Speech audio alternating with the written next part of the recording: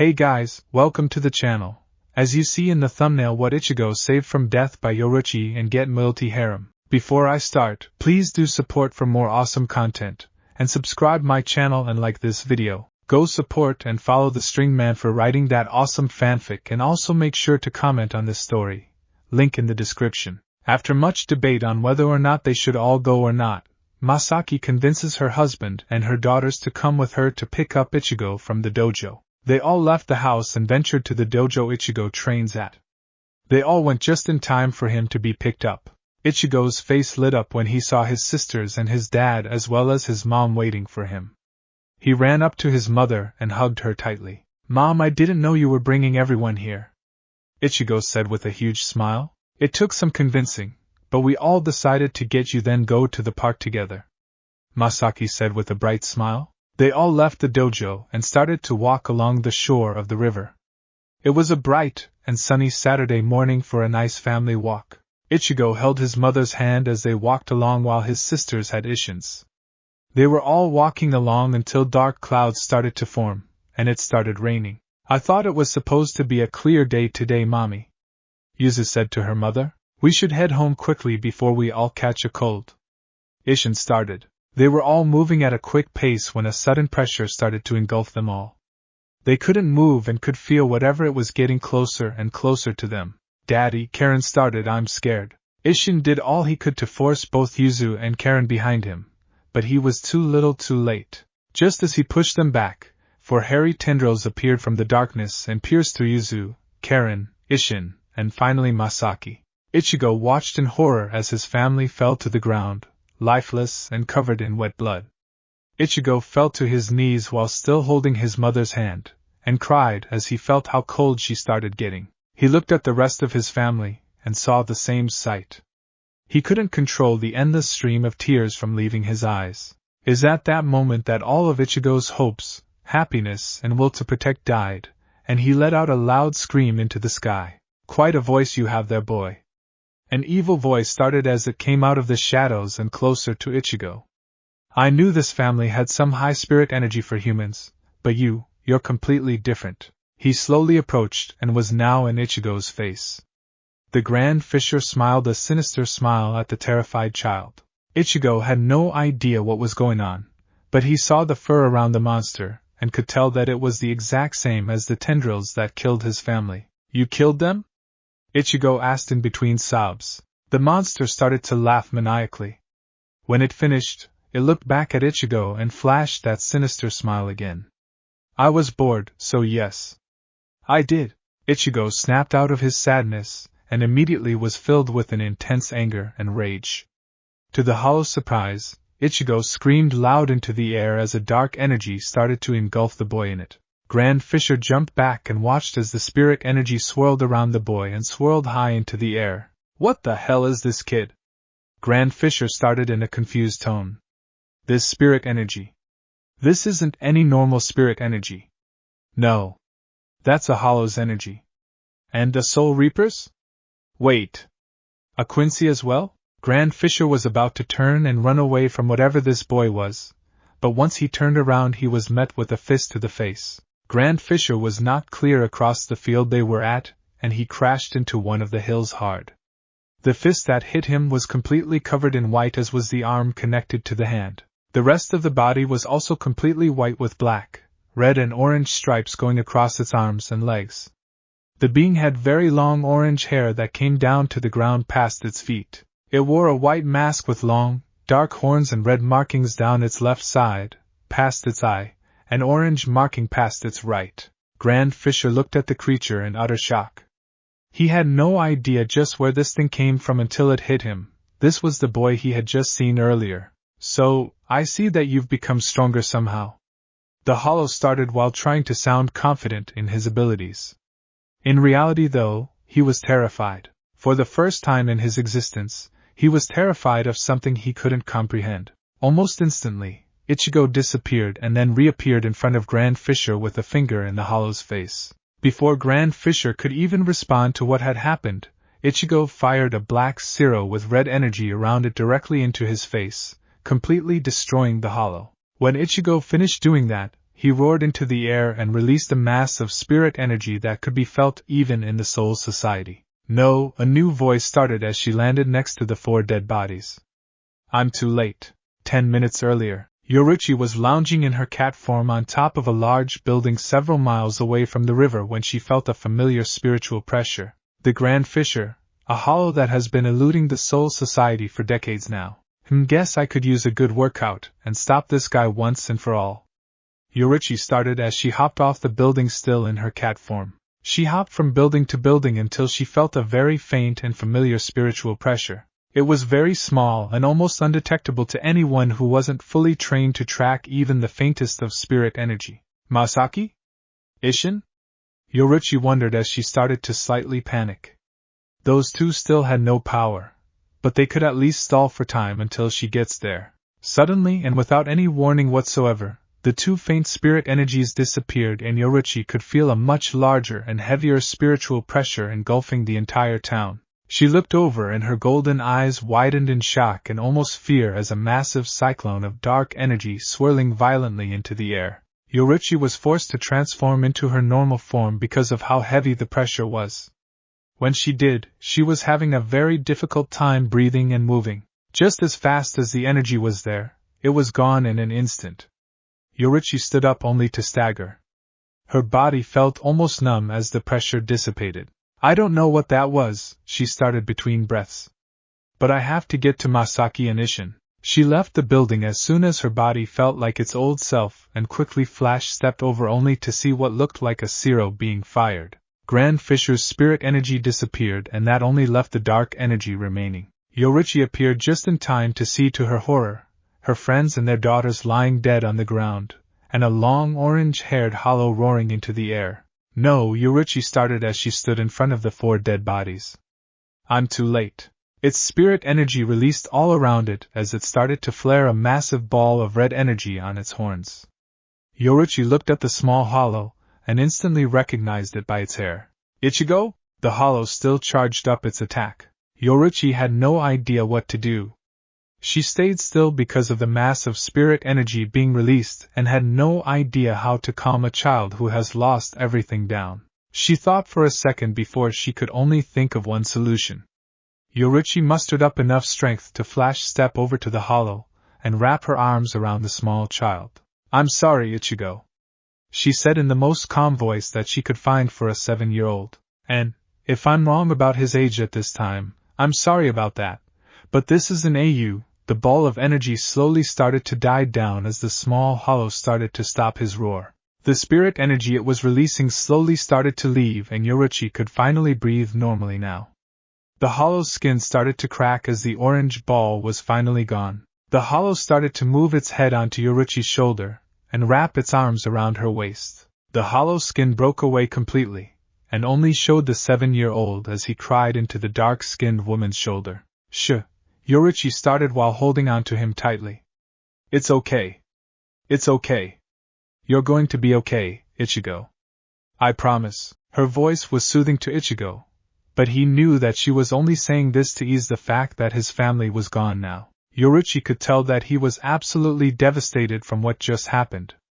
Part of her felt that it was all her fault. If she had just changed to her normal form sooner and rushed here at her top speed, then maybe this all wouldn't have happened. Maybe. 1 week later, after an entire week and multiple different visits from the funeral, Ichigo couldn't even enter his own house anymore. He hadn't talked to anyone other than 2 people the entire time, a cousin he met at the funeral named Yuryu, and Yoruichi. After the funeral, Ichigo stayed over at Kasuke Urahara's shop. Kasuke was another old friend of Isshin's, and he was also torn up at his friend's funeral. When he saw Ichigo standing next to Yoruichi holding her hand tightly, he knew that he had to keep the boy safe, and Yoruichi was the one that made him feel safe. Deep down, Kasuke was very afraid of just what the boy did to one of the most dangerous hollows in history. Yoruichi had told him when she came to the shop with Ichigo in tow, but Kasuke couldn't believe it himself. A boy with that high level of spirit energy that easily surpassed the captain was absolutely preposterous. It was when Yoruichi finally got the boy to bed and explained just what she saw and felt up close that Kasuke understood. Ichigo had the powers of a soul reaper, a Quincy, and a hollow. At the shop, Ichigo was sitting in his usual spot outside on the front of the shop. He would always go there whenever the memories of that night would come back to him. When this happened, the only person that could at least get a response out of him was the woman sitting next to him right now. "Hey, Ichigo." Yoruichi started with a small smile. Ichigo looked up to her, and then looked back down to the ground. Yoruichi frowned at the boy's distancing. She had been trying her hardest to get Ichigo to open up about what happened to no avail. Whenever she would ease into the conversation, Ichigo would storm off and lock himself in his room. This time, though, Yoruichi wasn't even going to bring that night up, and instead try a different tactic. "You know, I remember when I first met your parents," she started, getting Ichigo's attention. "I remember looking at those two that day all those years ago and thinking this gorgeous woman and goofy looking are an item? Really, I just couldn't believe it." That earned her a small chuckle from the boy, the first smile since that night. "I also remember when they showed me, Kisuke and Tezai, their house. I seriously couldn't believe they had that monster of house for only 2 people. Then they told us that they were having a kid." Yoruichi saw the look on Ichigo's face change. He looked up to her with a surprised look in his eyes. "You mean, you and Mr. Urahara knew were there when I was born?" Yoruichi grinned at the boy's reaction. "No. Just me.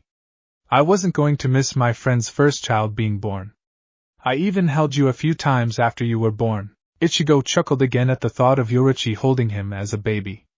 The thought was hilarious for some reason to him. Seeing him laugh like this brought a big smile to her face. She couldn't help but hold him in a warm embrace. Ichigo leaned into it and embraced her himself. After they let go of each other, Yoruichi looked into Ichigo's brown eyes and could tell that worked. The look in his eyes were different now. Instead of sadness, there was at least a brief moment of joy. "Ichigo, no matter what, I'll always be there for you, promise." "Okay?" Yoruichi asked him with a gentle smile. "Okay," Ichigo said with his own smile. "At least now he won't be sulking as much." Yoruichi thought to herself as she smiled, a tear forming in her golden eye. 4 years later. "Yoruichi, I'm going to go hang out with Yuri today," Ichigo said as he was about to leave the shop. "All right, you two have fun, Ichigo," Yoruichi yelled from the back of the shop. Ever since Yoruichi made her promise to him, Ichigo's attitude changed drastically.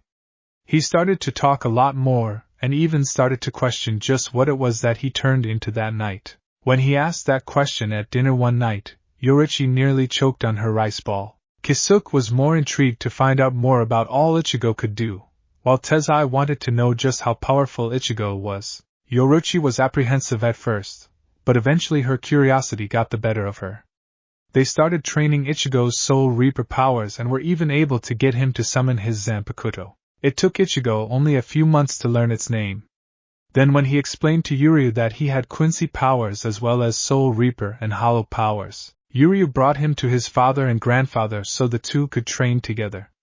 After 4 years of training, the two were equals in power with their Quincy powers. They've trained long and hard to become stronger, and have become best friends in those 4 years. "We will!" Ichigo yelled back as he went out front where Yuryu was waiting for him. He was wearing his Quincy uniform. "Hey Ichigo. You ready for some sparring?" he asked with a smile. Ichigo smiled and then took out a mod soul candy and ate it. His soul left his body to show his Soul Reaper form. He had longer hair that was tied up so where it only went to his upper back. He had 2 Zanpakuto. A short, white and blue sword with a blue handle and guard to it that was strapped to his right side, and a massive black and red cleaver with red bandages wrapped around it. Ichigo looked at him and smiled again. He turned back to Khan. "Okay Khan, me and Yuri are going to go train in the forest. Don't do anything weird while we're gone, okay?" Khan nodded to him and walked away back into the shop. Ichigo looked back at Yuryu and asked with a devious grin. "Want a race there? You know you're faster than I am, Ichigo." Yuryu started with a frown. "But why not?" And just like that, Yuryu was gone using Harenkyaku. Ichigo gasped, and used his combined flash-step Harenkyaku combination to get to and pass his cousin. They ran across rooftops until they were finally in the forest. When they landed, Ichigo immediately drew his short sword with his left hand and flashed away from Yuryu. Yuryu smiled when Ichigo reappeared far off and got into his stance. Ichigo's stance was a variation of Kisuke's fighting style in Zanjutsu and Yoruichi's style of fighting in Hakuda. Ready, cousin? Ichigo asked. Yuri drew out his bow, a large symbol-like blue bow that had white highlights of energy around it. Ready. As they stared each other down waiting for one to make a move, Ichigo's smile widened as he rushed over toward the full Quincy.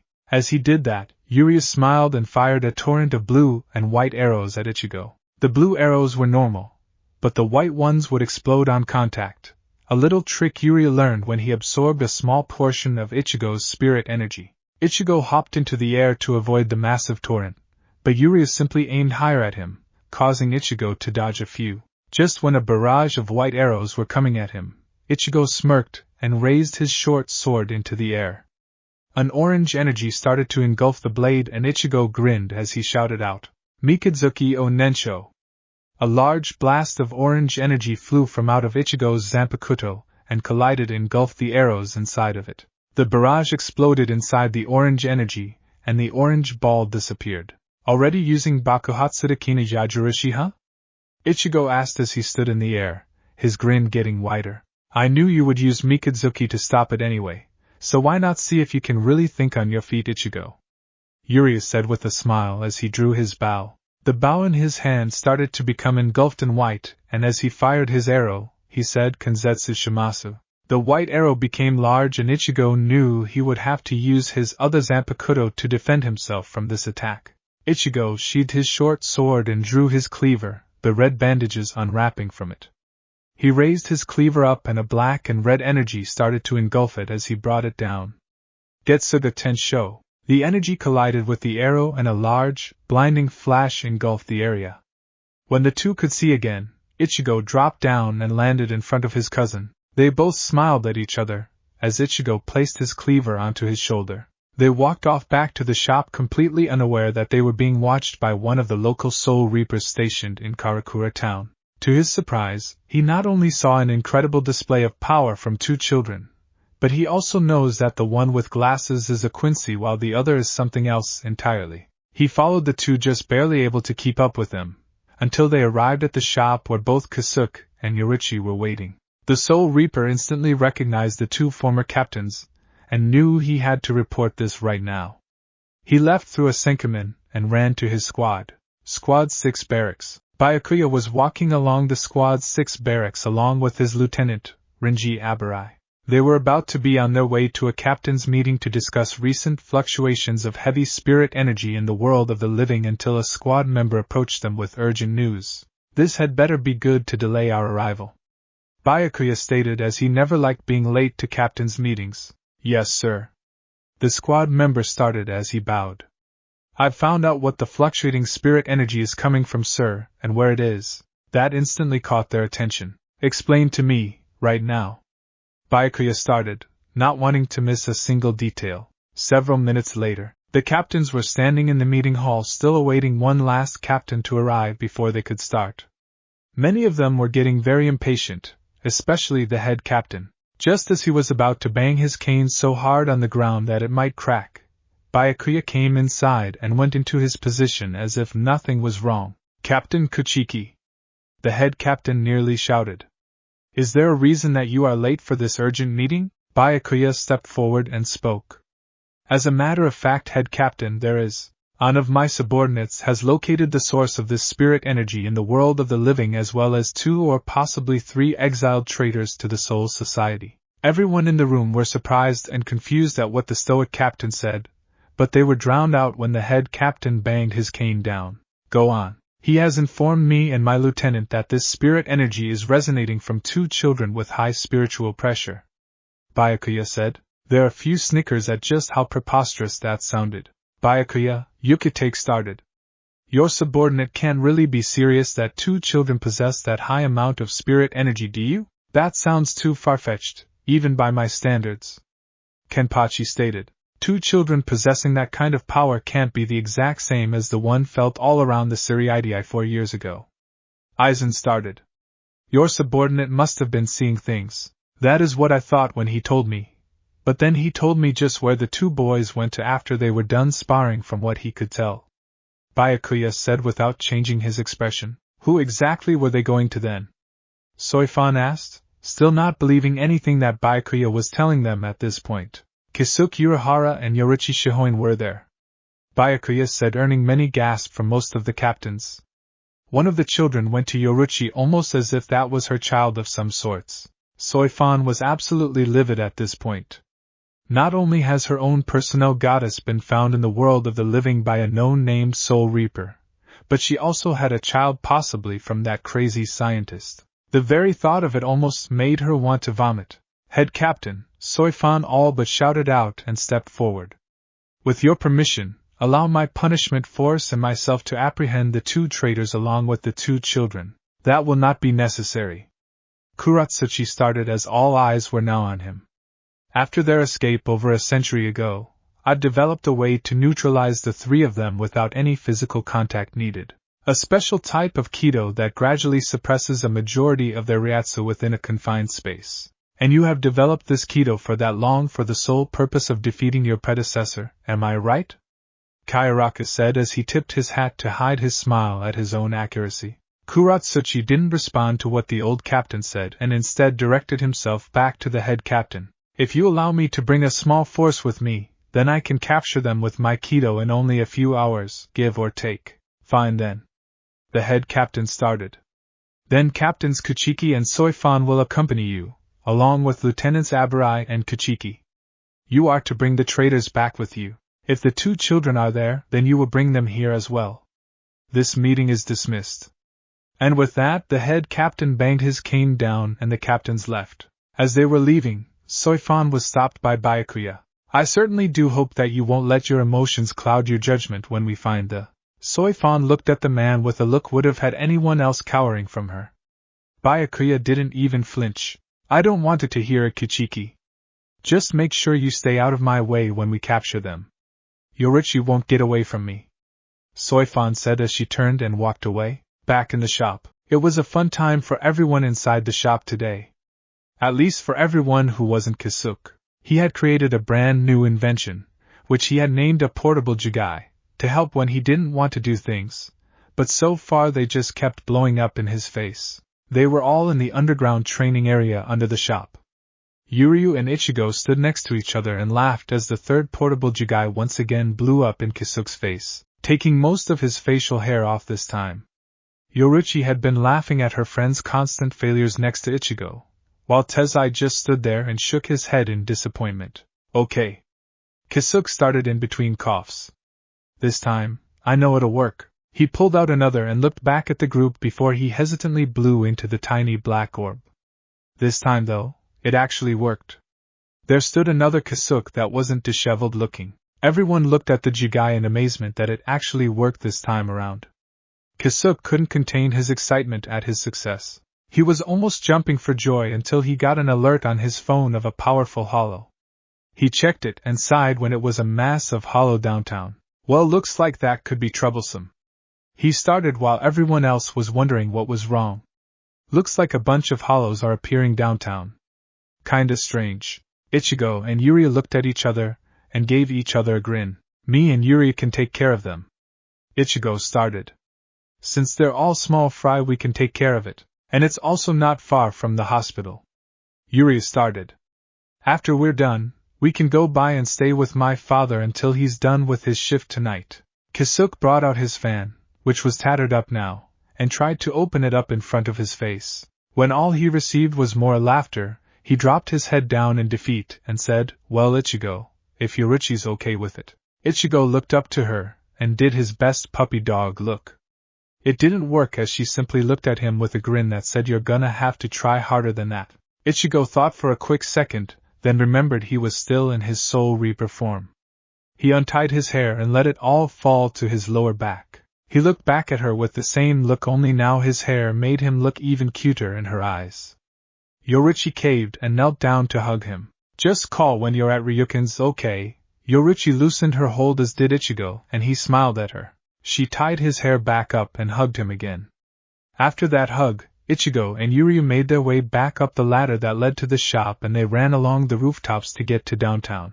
Once there, they noticed at least a few dozen holos just standing around, not much of anything.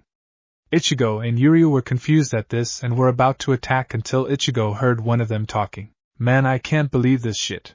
Yuryu, Ichigo stopped his cousin. What's wrong? Yuryu asked him. One of them just talked. Ichigo started as he leapt down in front of a strange-looking, panther-like hollow with piercing blue eyes. The panther hollow looked at Ichigo and scoffed. So you're the one this guy us wanted to draw over here, huh? Ichigo couldn't believe what he was hearing. A hollow that was speaking to him in an almost normal-sounding tone. Usually most hollows are very straightforward with Ichigo, and only want to devour his soul, but this one was speaking to him as if he had no interest whatsoever. Who are you? Ichigo asked with wonder in his voice. The panther hollow scoffed then sighed, almost as if he didn't want to talk to the kid. The name's Grimmjow Jagerjack's kid. Why are all of you here, Grimmjow? Ichigo asked with a slight irritation in his voice this time. 'Cause he told us to come here so you two wouldn't get snatched or something. Grimmjow said with annoyance in his voice. Snatched? What do you mean snatched? And who was it that told you to do this anyway? Ichigo was starting to lose his patience at this point, and his spirit energy started to slowly flare up. Take it easy, kid. Grimmjow stood on his paws and stood right in front of Ichigo. This guy is a soul reaper, and a very powerful one at that can make us as hollows stronger. All we had to do was come here and make sure some other soul reapers didn't take you two along with those others or something. When Grimmjow mentioned others, Ichigo's eyes widened in horror as he looked in the direction of his home and focused. He could feel very faint traces of Kisuke's, Tasai's and Yoruichi's Ryatsu. He also felt 3 captain-class Ryatsu and 2 lieutenant Ryatsu. No. Ichigo started as he began to breathe erratically. Ichigo, Yuryu started while grabbing his cousin's shoulders. Calm down and tell me what's going on. Ichigo took a deep breath as he looked around and noticed all eyes were on him. He looked back at his cousin and sighed. Yoruichi and the others, they're gone. Alright, then it's time you two came with us. Another hollow started, but this one looked different. She stood on 2 legs, had a shark-like mask covering up most of her face, and she had short blonde hair. You have to come with us now. He'll be expecting you. Ichigo looked up at her, and couldn't control his need to at least try and save his family. He leapt into the air to the surprise of everyone, especially his cousin. Ichigo moved at full speed to get back home only to see some kind of barrier around the shop and 5 soul reapers he had never seen before.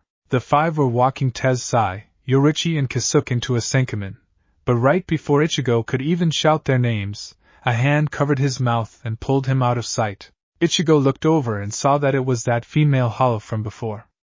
Grimmjow and Yuryu were also there right behind her. Ichigo couldn't escape her incredibly tight grip on him, and so he was forced to watch as another family of his was taken away. When the Senkaman closed, the female hollow let Ichigo go and he turned toward her with both sadness and rage behind his eyes. Why did you do that? Why did you stop me from saving my family? Ichigo yelled at her. Because you getting captured is something we were told to prevent. If you would have been down there, then you'd be in the same position as those 3. She said in a sympathetic tone. As much as I don't want to admit it, Ichigo, she is right. Yuryu said, trying to calm his cousin. Ichigo knew they were right, obviously, but there was no way in hell that he would just let his family be taken away from him again. He didn't know how he was going to do it, and he knew this was definitely not a smart idea by any means. But he was going to save them by any means. Both Yuryu, the female hollow, and even Grimmjow could see a look of determination in his eyes. It was a look that Yuryu has seen plenty of times, and look could only mean one thing. You're planning on rescuing them, aren't you? Yuryu sighed. The female hollow and Grimmjow couldn't believe what they just heard, and they were shocked when Ichigo nodded to his cousin to confirm it all. Whoa, hold on 1 second. Grimmjow started as he stood in front of the strawberry-haired boy. We came here to make sure the Soul Reapers didn't take you, and now you're going to their turf for those 3? Hearing Grimmjow refer to them as those 3 flared Ichigo's Ryatsu to extreme levels. Both Grimmjow and the female hollow were both down on the ground struggling to breathe. How could an 11-year-old have this crushing amount of spirit energy was beyond them. Yuryu wasn't affected whatsoever. Instead, he was taking this time to absorb some of his cousin's released energy into high own reserves. Let me tell you one thing that you would very beneficial that you remember. Ichigo knelt down to them and his eyes slowly changed to a blood red and pitch black color. The look he gave the two frightened them more than the Soul Reaper that was ordering them around ever could. I refuse to let my family be taken away from me again. Now I'm going to the Soul Society, and I will save them. Whether whoever it is that's been ordering you around likes it or not. Ichigo reined his energy back in and the two immediately stood up when the boy stared them down. Then I guess I'll help you out then. Yuria stared, getting Ichigo's attention. Ichigo wasn't all that surprised. After all, him and Yuria have been inseparable for 4 years now. Can't have you going into enemy territory all by yourself now, can I? Ichigo nodded and they were about to go and find the local Soul Reaper to force him to take them, but they were stopped by a certain voice. So, you two expect to simply waltz into Siriidii without some sort of plan? The two boys turned around and noticed Ryukin standing behind the two hollows with his bow drawn. Dad? Uncle Ryukin? This got the hollows' attention and they went into their fighting stances only for Ichigo and Yuri to stop everyone at once. Wait, Dad, they're not here to attack us. They were sent here to make sure we didn't end up captured as well. Ryukin looked at his son then at his nephew. He sighed in annoyance and put his bow away. I felt their Ryatsu flare for only an instant, then they were gone. Ryukin started. I may not know much about the laws in the Soul Society, but I do know that when it comes to treason, the punishment is death by the Sokayaku. Is there any way we can get in and stop them? Ichigo asked. Not that I know, since you two aren't on their side. They won't let you two in, but... Ryukin started as he pulled out a cigarette. Isshin always told me of his family that was still in the Soul Society. That statement made Ichigo's jaw drop and his heart skip a few beats. Yuri noticed his expression and nudged him to bring him back. I have family in the Soul Society? Ichigo said when he regained himself. Yes. Isshin told me that he was never always Isshin Kurosaki. Ryukin lit his cigarette. It was Shiba. Isshin Shiba, former head of the Shiba clan and former captain of Squad 10. His sister is Kakaku Shiba. If you want her help getting in, then only need to tell her who your father is, and who you are, and hopefully she'll help. As for you two. Ryukin looked back at the hollows. I will allow you two to live if my nephew and son choose to. The two hollows looked at the two boys with near fear of what their choice would be. In hindsight, they did basically force Ichigo to watch his family be taken away, and on the other hand they knew that if he wanted it, they'd be dead already. Ichigo walked up to the two and stopped in front of them. He looked at them with a scowl and sighed. I won't kill you two. He started, causing Grimjow and the female hollow to let go of the breath that they were holding. But that caused them to tense up again. I want you two to help me save my family. The two had no idea why this kid was so menacing to them. Was it his overwhelming energy? Was it the look of power shown through his eyes that enticed fear? Or was it just his commanding presence that made them nod to his request? When they did that, Ichigo looked at the woman and had to know a certain question that has been bothering him all night. What exactly is your name anyway? Tai Halibel. She responded as quickly as she could without her fear showing. Ichigo smiled and took a deep breath. Then Tai Grimjow, get ready for a little upgrade of sorts. Ichigo drew out both his cleaver and his short sword and brought them together. At the very sight of his weapons, both Tai and Grimjow tensed up for the umpteenth time as Ichigo started to chant out loud. Take life and own it as your own, give life and watch flourish, destroy life and watch it tremble, Hafukusuki. Ichigo was engulfed in a large, orange spirit energy with a blue outline all around it. The pressure was immense as his shuriken was revealed to the two hollows. Ichigo now had one blade in his hand instead of his two from before, and his hair had long black streaks along the top and ends of it. His blade was now a long, thin white blade with an orange edge and a black handle with a white guard to it. Ichigo looked back at the two and raised his blade to the two hollows. Never tried this out on a hollow as strong as you two before, but I might as well give it a try. Ichigo gave a grin to the two. Kaizen Shimasu! An orange energy swirled out of Ichigo's Zanpakuto and went straight to Tai and Grimjow. The orange energy engulfed the two and encircled them at intense speeds. The pressure was once again immense and the two Quincy could feel the incredible amount of spirit energy inside of the energy, and they could tell that the two hollows were now something else entirely. The ball of orange energy dissipated and the two hollows that were standing there before now looked completely different. Grimjow was no longer a panther anymore, he was a man in a white outfit that had an open jacket. He had no shirt under the jacket, and had a very muscular body. He also had a fragment of his mask on his jaw. He also had blue hair that matched his eyes. Tai was no longer a shark type of hollow. She also stood in a white outfit similar to what Grimjow was wearing, only hers had a top that covered her and arms. She had a mask fragment on the side of her head that went down her face and stopped around her jaw. The two looked at each other, then back at themselves in awe and amazement at what this boy did to them. They felt faster, stronger, more powerful, and they no longer felt that gnawing hunger for souls anymore. What did you do to us? Grimjow asked as he looked at Ichigo. My Zanpakuto, Hafukusuki, has the ability to change the amount of Ryatsu in a soul and convert it to a brand new form if I choose so. Ichigo explained as he placed his Zanpakuto on his shoulder and grinned. In my Shurikai, Kaizen Shimasu, I can change the Ryatsu composition to increase it or decrease it as long as the soul has its original Ryatsu. And that means I can change a hollow into something even more powerful than any hollow. The two former hollows were completely stunned by what they were turned into. They looked back at each other, then back to Ichigo, who resealed his Hafukusuki and sheathed them both. Now then, he started as he turned to his cousin. Let's find that local Soul Reaper and head out. Yuri nodded and grinned at Ichigo while Grimjow and Tai simply nodded.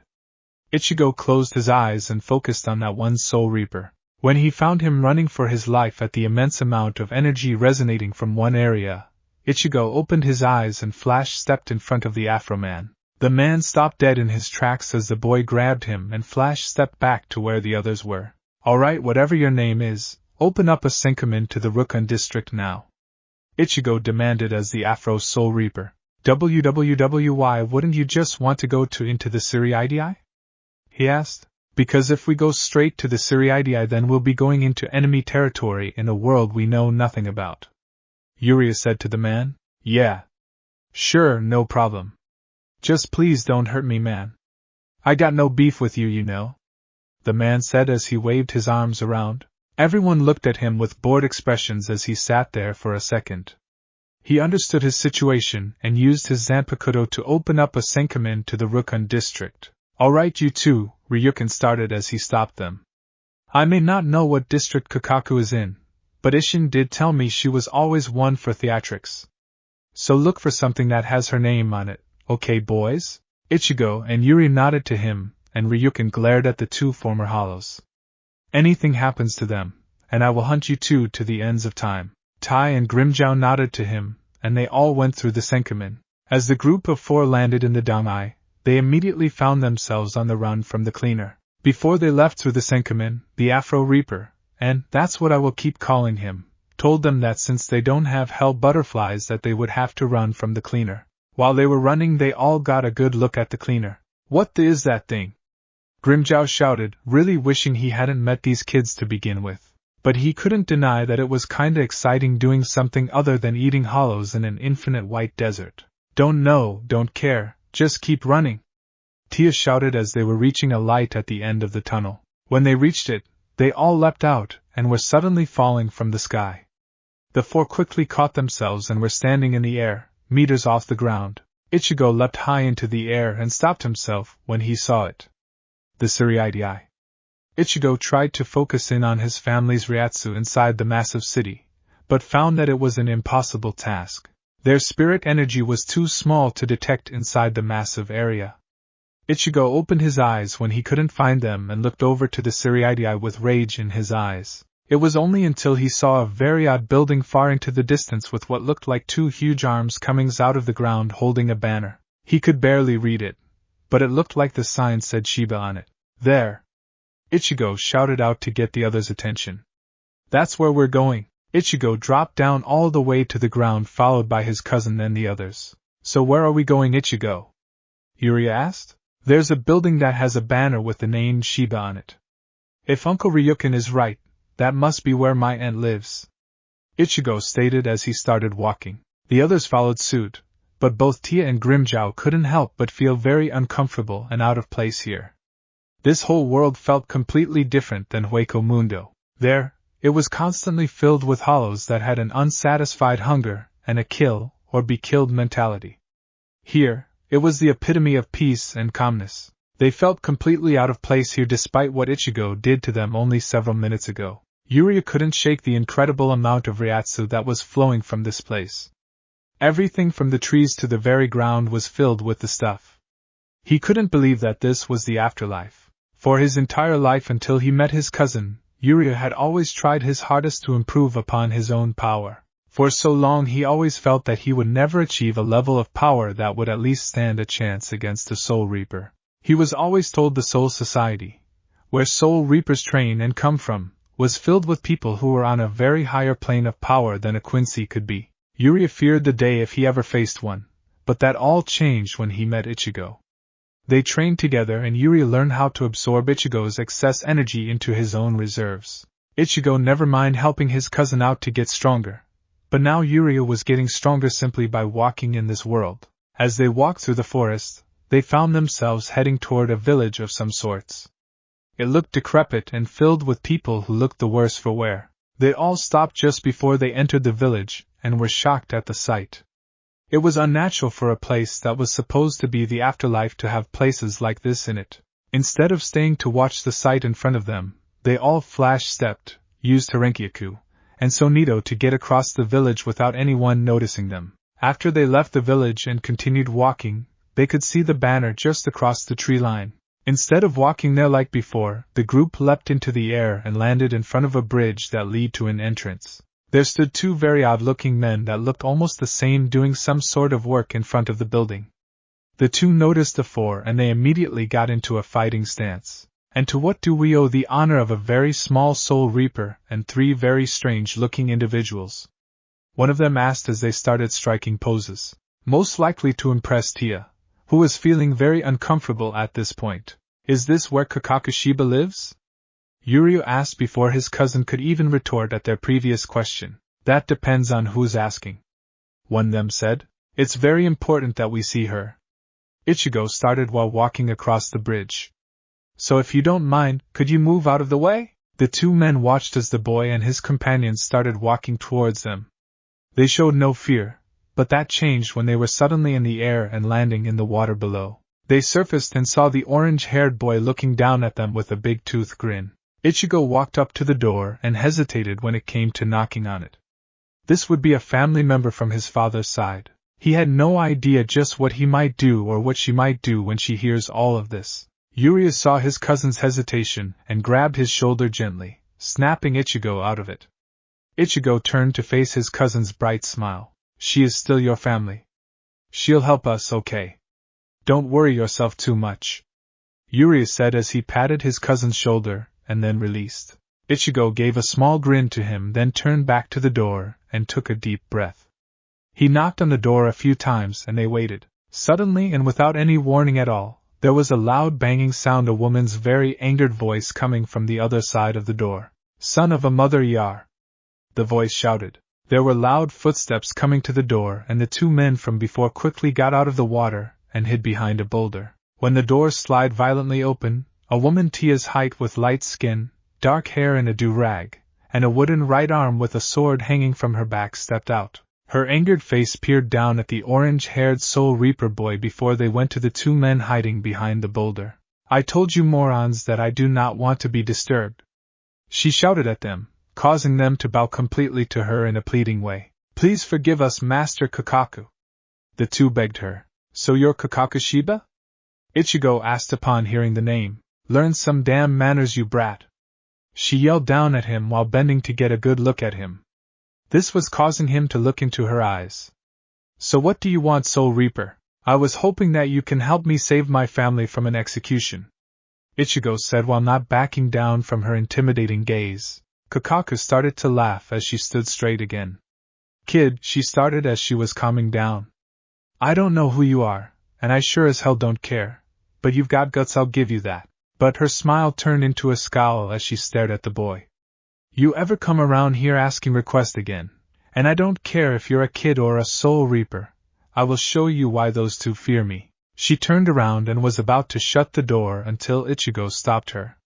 She turned and saw an almost familiar look that changed her face from a scowl to confusion. I know you don't know me. Ichigo started. But you knew my father. Kakaku fully turned around. And why should I care who your father is? She asked while putting back on her scowl. His name was Isshin Kurosaki. Ichigo started again, making Kakaku raise an eyebrow. Am I supposed to know that name or something, kid? He lowered his head at the memories that were surfacing. He took up my mother's name to start a new life. Have a family, raise me and my 2 sisters. But before he did, Ichigo looked straight at Kakaku with a soft expression that caught her off guard. He used to be the former captain of Squad 10, and your brother, Isshin Shiba.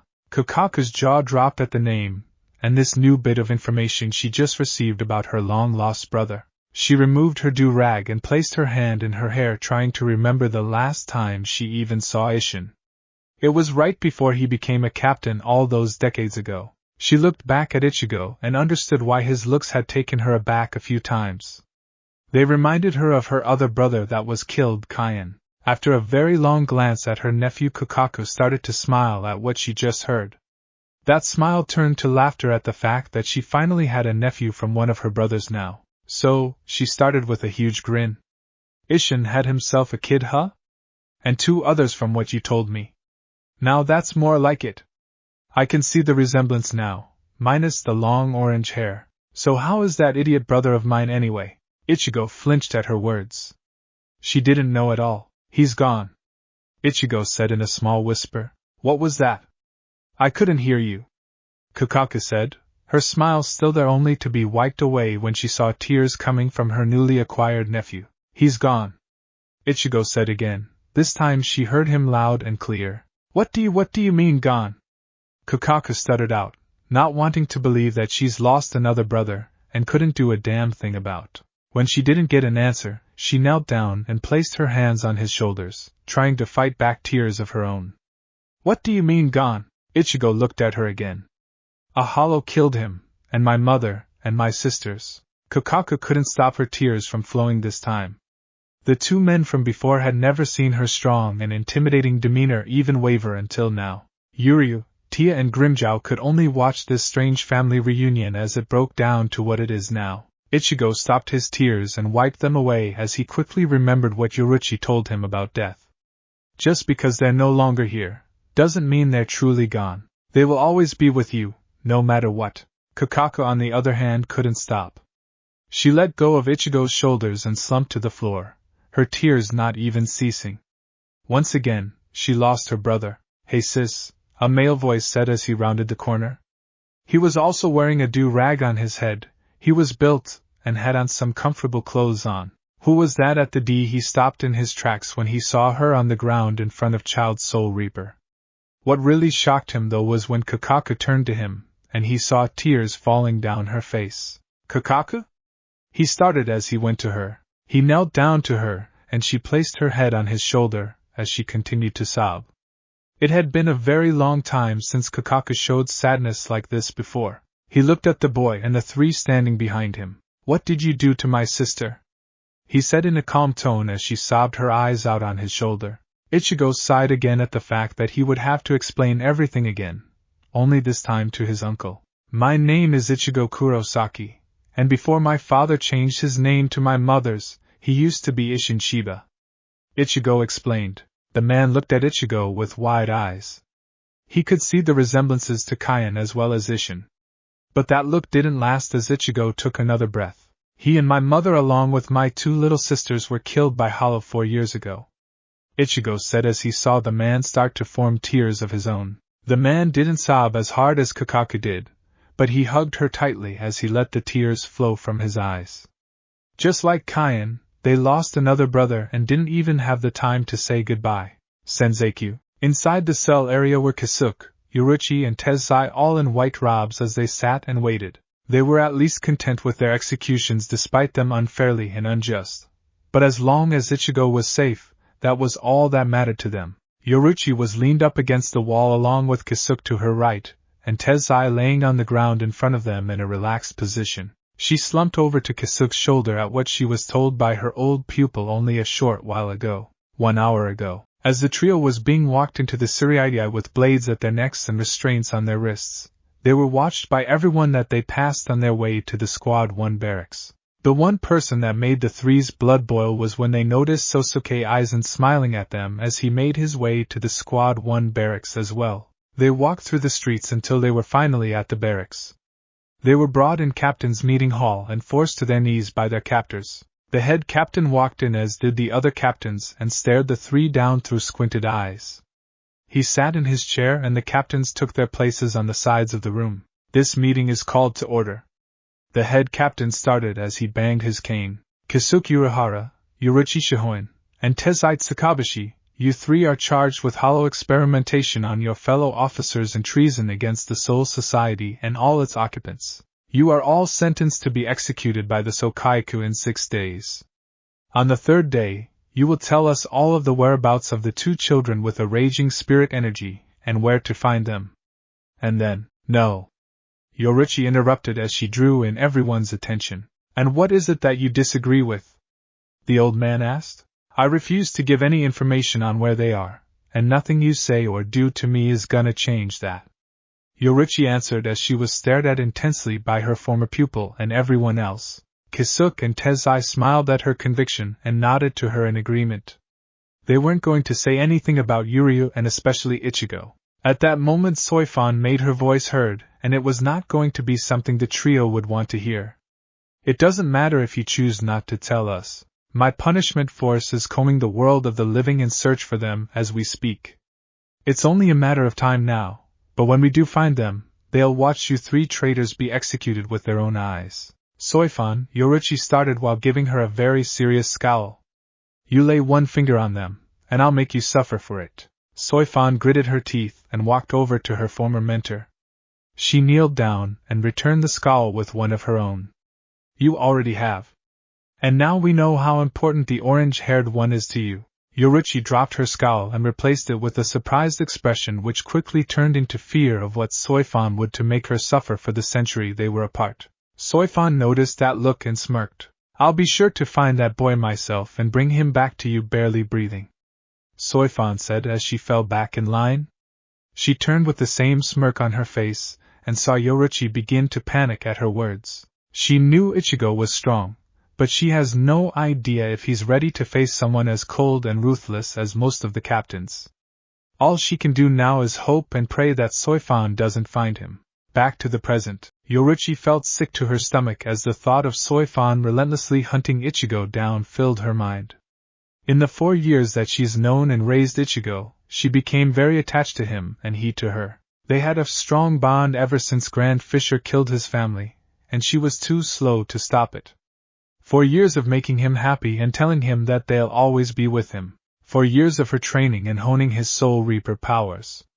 4 years of caring for every time he got into a fight with some bullies over his hair or his family. 4 years of watching him grow and seeing him start to become a powerful and protective person who puts others' lives above his own. 4 years. 4 years. 4 years, and yet she still felt guilty. A single tear formed in her eyes and fell down her cheek. Kisuke noticed this and held her close in his arms to try and reassure her. Don't worry, Yoruichi. Ichigo's a smart kid. I should know, I taught him a lot. He'll be fine, I just know it. It's still my fault. She said in a low tone. Stop blaming yourself. Kisuke started as he brought her closer to him to get her to calm down. You did all you could to get there, but it happened just as you felt it. You don't have to keep blaming yourself. If I had just gotten there sooner, then he would have grown up to be normal. Without any of this trying to loom over his head. She couldn't stop her tears from remembering that night, and how she failed Ichigo. I'm a terrible person. What? Why the hell would you say that about yourself, Yoruichi? Kisuke asked her. I remember when I made a promise to Soifan that I would always be there for her. And I broke it. Then I made the same promise to Ichigo, and now I broke it. I keep breaking all my promises to the people I care about. That doesn't make you a bad person, Yoruichi. Then what does it make me, Kisuke? Yoruichi asked as she raised her head off his shoulder and out of his grip. What do you call a person who keeps breaking her promises to the people she loves? Kisuke didn't have an answer for her. He looked down, not knowing what to say to her whatsoever. Yoruichi stood up and looked down at him. He looked up at her. Yeah. That's what I thought, she said as she started walking to the winding staircase to get away from her friends. Shiba complex. Both Kakaku and Ganju finally composed themselves to the terrible truth. They, along with Ichigo and his crew, all sat in an open room that only had sitting mats and a table in it. They all sat in silence for what felt like an eternity, until Grimjow couldn't take the silence anymore. All right, he started while standing up and making his way to the door. I don't know about you guys, but until y'all get some sort of idea, I'm gonna go outside and see just what I can do. Tia, you in? Tia looked at Ichigo just to make sure he wouldn't do anything to disagree. He nodded to her and motioned her to join Grimjow. She nodded and left the room. Now that those two are outside, Kakaku started. Tell me, just why do you want to enter the Suriidai, and who it is that's being executed that you'd risk your life for? I'm gonna assume you haven't heard then. Ichigo started. Kakaku and Ganju shook their heads. I'm going to stop the execution and I will save my family. This shocked the two in the room. Wait a sec, you said your family was... Ganju didn't finish his sentence. Kisuke Urahara, Tensai Tsukabeishi, and Yoruichi Shihoin. Ichigo started again, noticing Kakaku's reaction to the last name.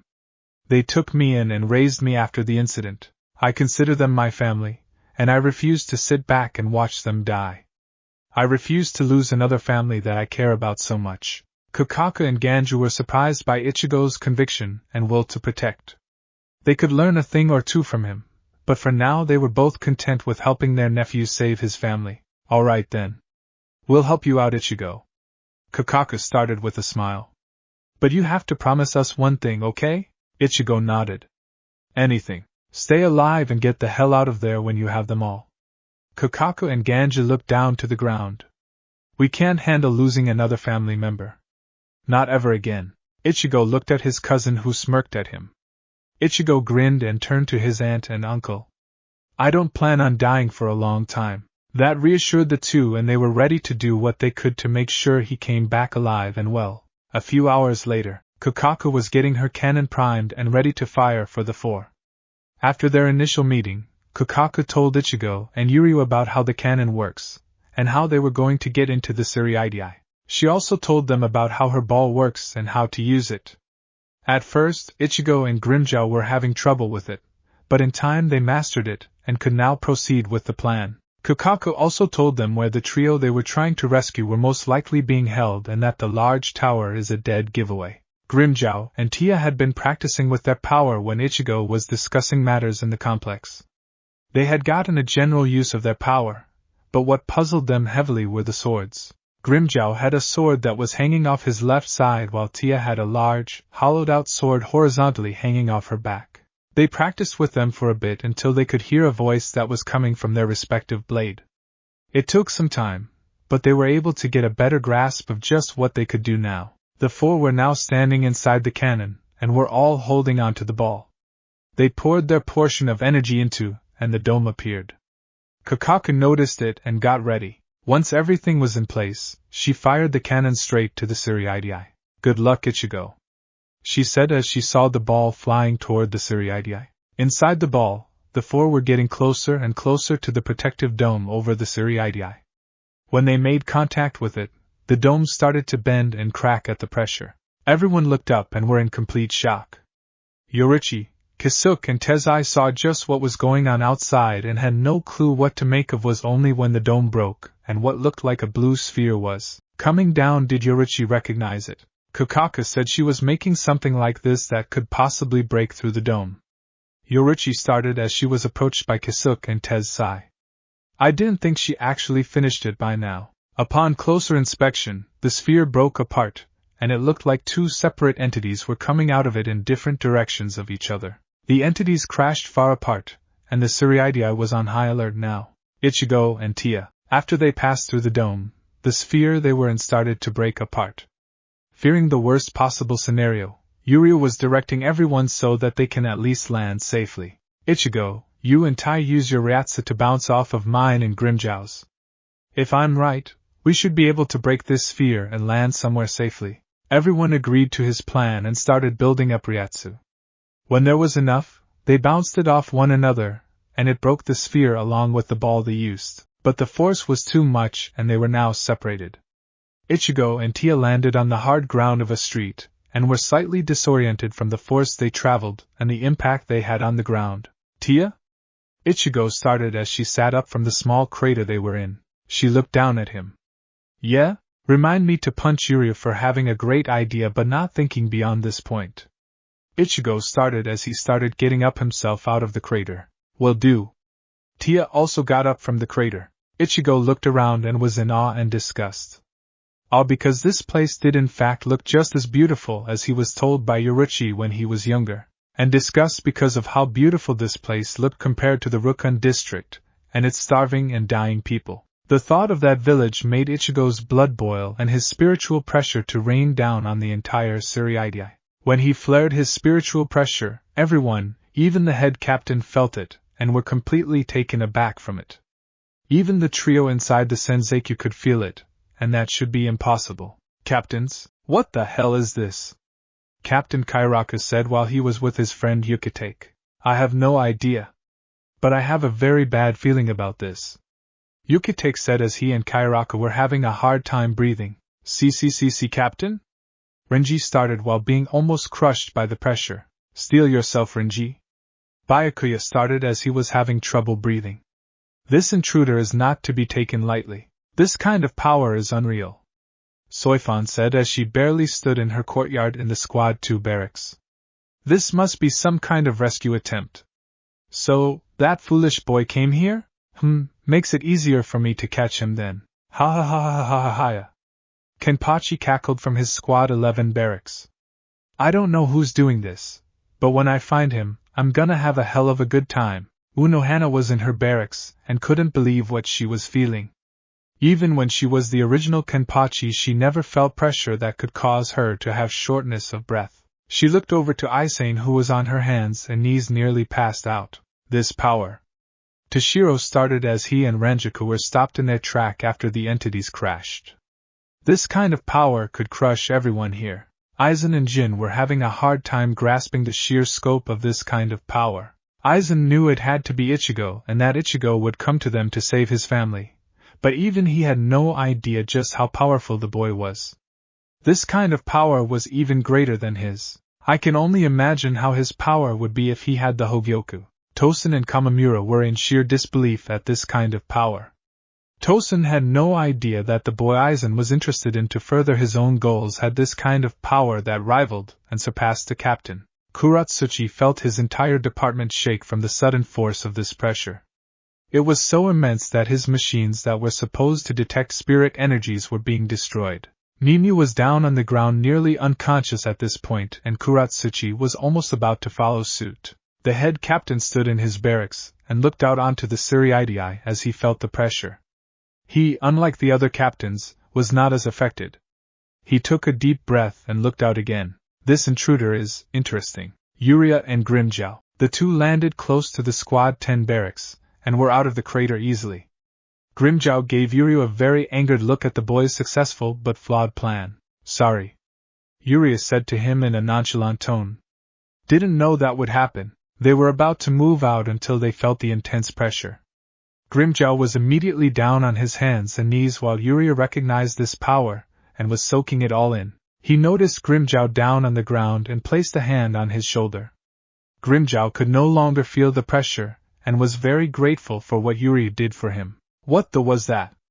He asked the boy when he regained his breath. That was Ichigo when he's irritated. Yuria started and stood up.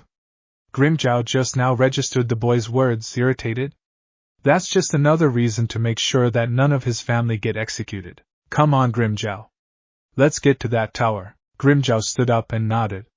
They were now moving to get to the tower. Ichigo and Tia. Ichigo wasn't paying attention to what he was doing, but he was finally pulled out of his thoughts when a hand grabbed his ankle. Ichigo looked down and saw Tia down on the ground, barely conscious from how close she was to him. Ichigo instantly stopped himself and knelt down to her. She got on her hands and knees in an attempt to stand. Sorry, Tia. Ichigo started as he placed a hand on her shoulder.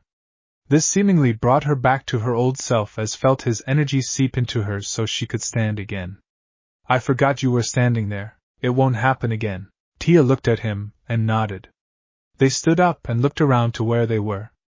The street looked pretty barren, and that was their advantage. Most likely everyone was too weakened by his spiritual pressure except for some lieutenants, and the captains at least.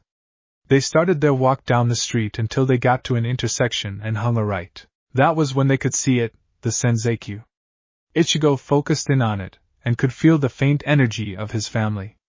This brought a smile to his face, and he looked at Tia. That's where they are. And that is where we're going. As Ichigo and Tia made their way through the streets of the Suriidai, they noticed that there were a lot of unconscious soul reapers laying on the ground. Tia couldn't believe that Ichigo was the cause for all of this. She was behind him this whole time, and ever since he placed his hand on her shoulder, she couldn't feel any trace of his crushing spiritual pressure anymore. It was almost as if he could choose who felt his power and who didn't with a simple touch. If this is how he is as a child, Tia thought to herself as she watched him, I can only imagine just how powerful he'll be when he's an adult. There they are. A voice came from an intersecting street. Ichigo and Tia stopped where they were and looked to their right to see a man with a square haircut and shades and a bald man with makeup standing next to him. The two men stood next to each other with their swords drawn. Well, sword and small knife. Tia looked at the man with shades and chuckled at his weapon. If you're trying to impress me, you're doing it wrong, Tia said with another chuckle. Ichigo started laughing too at her joke. He would always hear stories of when Yoruichi was younger and men were trying to impress her with their Zanpakuto's size. The bald man was snickering at what Tia said about his friend. The man with shades looked over to his friend and shouted at him. Damn it, Ikaku, stop laughing! The man shouted at Ikaku. Sorry, Iba. Ikaku started when he regained himself. But the chicks got a point. Why don't we show them just what we're made of? Iba nodded and held his weapon out, and said something under his breath. And sorry, couldn't find his Shirkai release chant. Suddenly his knife changed into a large bladed scimitar with some kind of protrusion coming from it just below the tip. Ready, Ikaku? Iba started as he got into his stance. Hold on a sec, Iba. Ikaku started. Since this kid and this smokin' hot chick are obviously the intruders, might as well introduce ourselves properly. Iba nodded and started himself. Tetsuziman Iba, 7th Squad Lieutenant. Ikaku Madarame, he started posing, which confused the hell out of Tia and Ichigo. 11th Squad 3rd Seat. He struck a very strange pose that had him standing on one foot with his arms and leg outstretched. Tia and Ichigo looked at each other in confusion, and had no clue what they just saw. Well, Iba started in an irritated tone. You two gonna introduce yourselves or not? Tia looked back at Ichigo for some kind of confirmation. When Ichigo shrugged at her and nodded slightly, she sighed and turned to them. Tia Halibel, former Vasto Lord of Hueco Mundo. Hearing that made the two men gasp at her words. They couldn't believe that a hollow was even able to take a form similar to a human's. She saw their surprised looks and grinned. Ever since she's had her new form, she was wondering just how men would react to her appearance and her former self. Now she knows, and she thinks it's hilarious. Ikaku tightened his grip on his Zanpakuto, as did Iba. They prepared themselves for a true fight for their lives. So that was your spiritual pressure from before? Iba started. You must be very powerful to be able to affect everyone inside the Suriidai. Yeah. Ikaku started with a nervous grin. This is gonna be good. That was when Ichigo stepped forward with a grin of his own. Ikaku and Iba looked at the kid in front of them with bored expressions on their faces. Who in the hell are you supposed to be, kid? Ikaku started. Ichigo Kurosaki. And I'm the kid with the crushing spiritual pressure. Ikaku and Iba started to laugh at this kid and high wild accusation of how he nearly caused an all-out standstill in the Suriidai. Ha, cute kid. Iba started after he finished laughing. But some brat like you couldn't have even produced a minuscule fraction of what she released. Tia.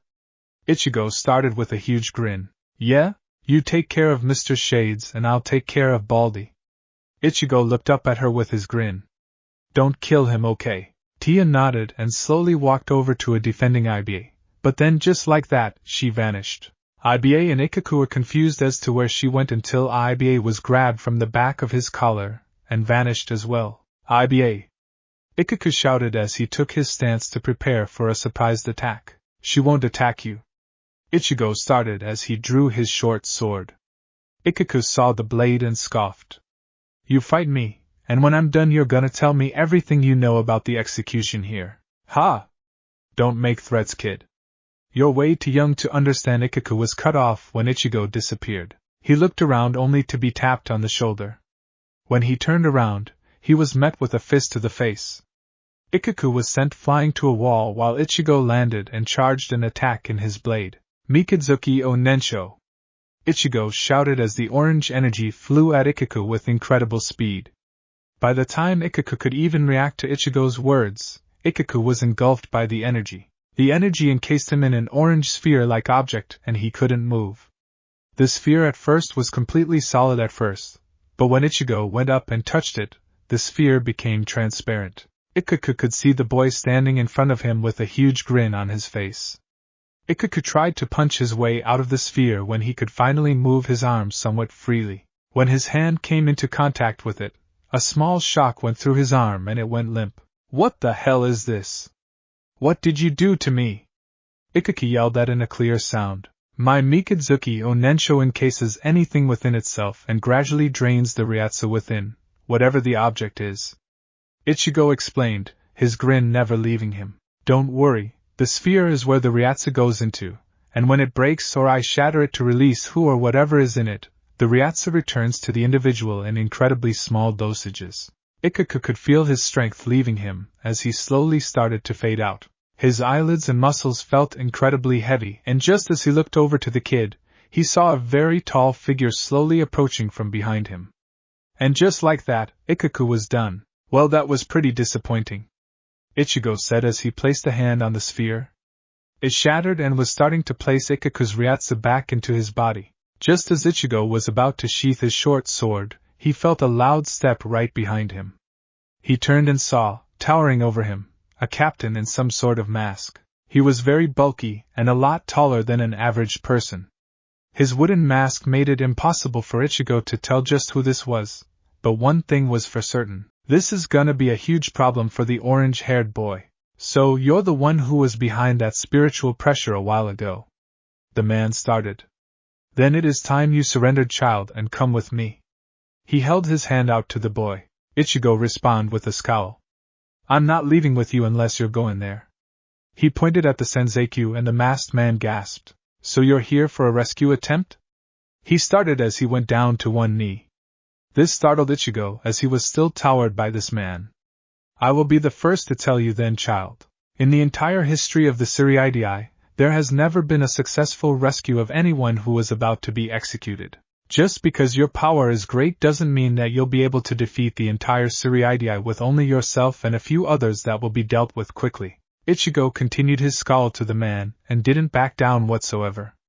When the man saw the defiance in the boy's eyes, he sighed. Boy, I am Sajin Kamamura, captain of Squad 7. Ichigo looked surprised. He remembered the guy with the shades that Tia was fighting say that he was the lieutenant of said squad. He wondered just how she was doing, and his answer came when Iba crashed down to the ground a few meters away. Iba!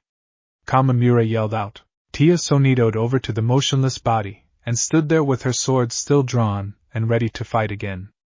Ichigo held his hand up in a gesture that told her not to intervene, and she understood. When Tia sheathed her blade, Kamamura looked back at the boy. I'm going to save my family. And I'm going to bring that tower down in the process. He drew his cleaver and Kamamura stepped back, gripping his Zanpakuto. And if I have to, I will cut down anybody that stands in my way, captains included. Then if you wish to go down this selfish path of yours, Kamamura drew his Zanpakuto, then I will have no choice but to bring you in, by force if necessary. Selfish!